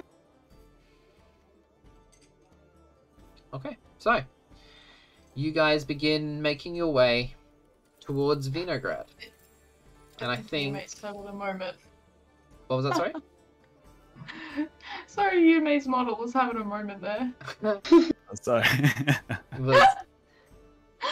So, what was I doing? your model It was was just kind of spazzing about a little bit. kind of like glitching back here or something. It was funny. So, you all begin to make your way to Vinograd, and I think that's where we'll end today's session. What? Session 1 done, guys. Wow. Yeehaw. Oh my goodness. Session 1. Oh my goodness. Yeehaw. You guys literally got a follower, like... Oh, what if I know I have to do the surfer voice all the time. Whoa, Maybe man. not, I don't know. why? I'm just stuck with it now. We couldn't take the wizard. Well, we don't have a barbarian in the group. That's or fair. a druid for that. You guys don't really She's have a very tank. good. Your tank is Good. the cleric, to be fair. And he's a good guy. I like his style. He's pretty cool. Okay, He's well, pretty cool. I guess we should hashtag plug yourself before we leave. First, Oh, yeah. Kira. Hi, I'm Kaleido Kira. I stream on Twitch. I play games and sometimes do art. Every weekday at 11 a.m. Pacific. Come chill out with me. It's a good time. Cool. That's all. Pastel. I am PastelTheSnake on Twitter, and PastelTheSnake on Twitch. I stream games, Gundam building, art, maybe some other stuff in the future. Kind of excited about all of these different opportunities and things. Yeah, it's a great time. Cool. Yume. Hello once again, everyone. Like my D&D counterpart Lucy, I'm also a resident poet. You can find most of my stuff on my YouTube channel, which goes under the same name. And I had a lot of fun today, especially getting to know everyone's character a little bit more. Cool. Windy. Yes. I'm WyndhamVossler. Yes. I have yet to decide on an actual schedule because annoying stuff, but I do tend to play games a couple times a week. So I hope to see a few there. And I think we are actually doing Bold Boys this week. So Yeah, hopefully. That's important. yeah. I've been very busy and sick, so I haven't been able to do Bold Boys for a couple of weeks. So glad to get back to it. Astrid. Hello, my name is Astrid Arcana. And yeah, I also stream on Twitch at that little URL that's below me as well. I do a bunch of art stuff, I play a bunch of games. I like anything high fantasy, really. Including D&D, wow, who would have guessed? Yeah, that's just about all from me. I had a really fun time, hell yeah. Cool. And I am your humble dungeon wizard, Merlin the Magister. I don't stream a lot. I stream sometimes. Not often, but occasionally. But yeah, I do D&D related stuff. Wow, what a surprise. And yeah, just whatever I'm feeling. I want to do some Warhammer building soon. That's on my list after my exam's finished. So that'll be fun. And other than that, thank you all for watching. We're going to leave you with the incredible ending music. Please listen. It's lit. So yeah, thank you everybody for watching. And we will be back next week. Same time, same place. Peace out.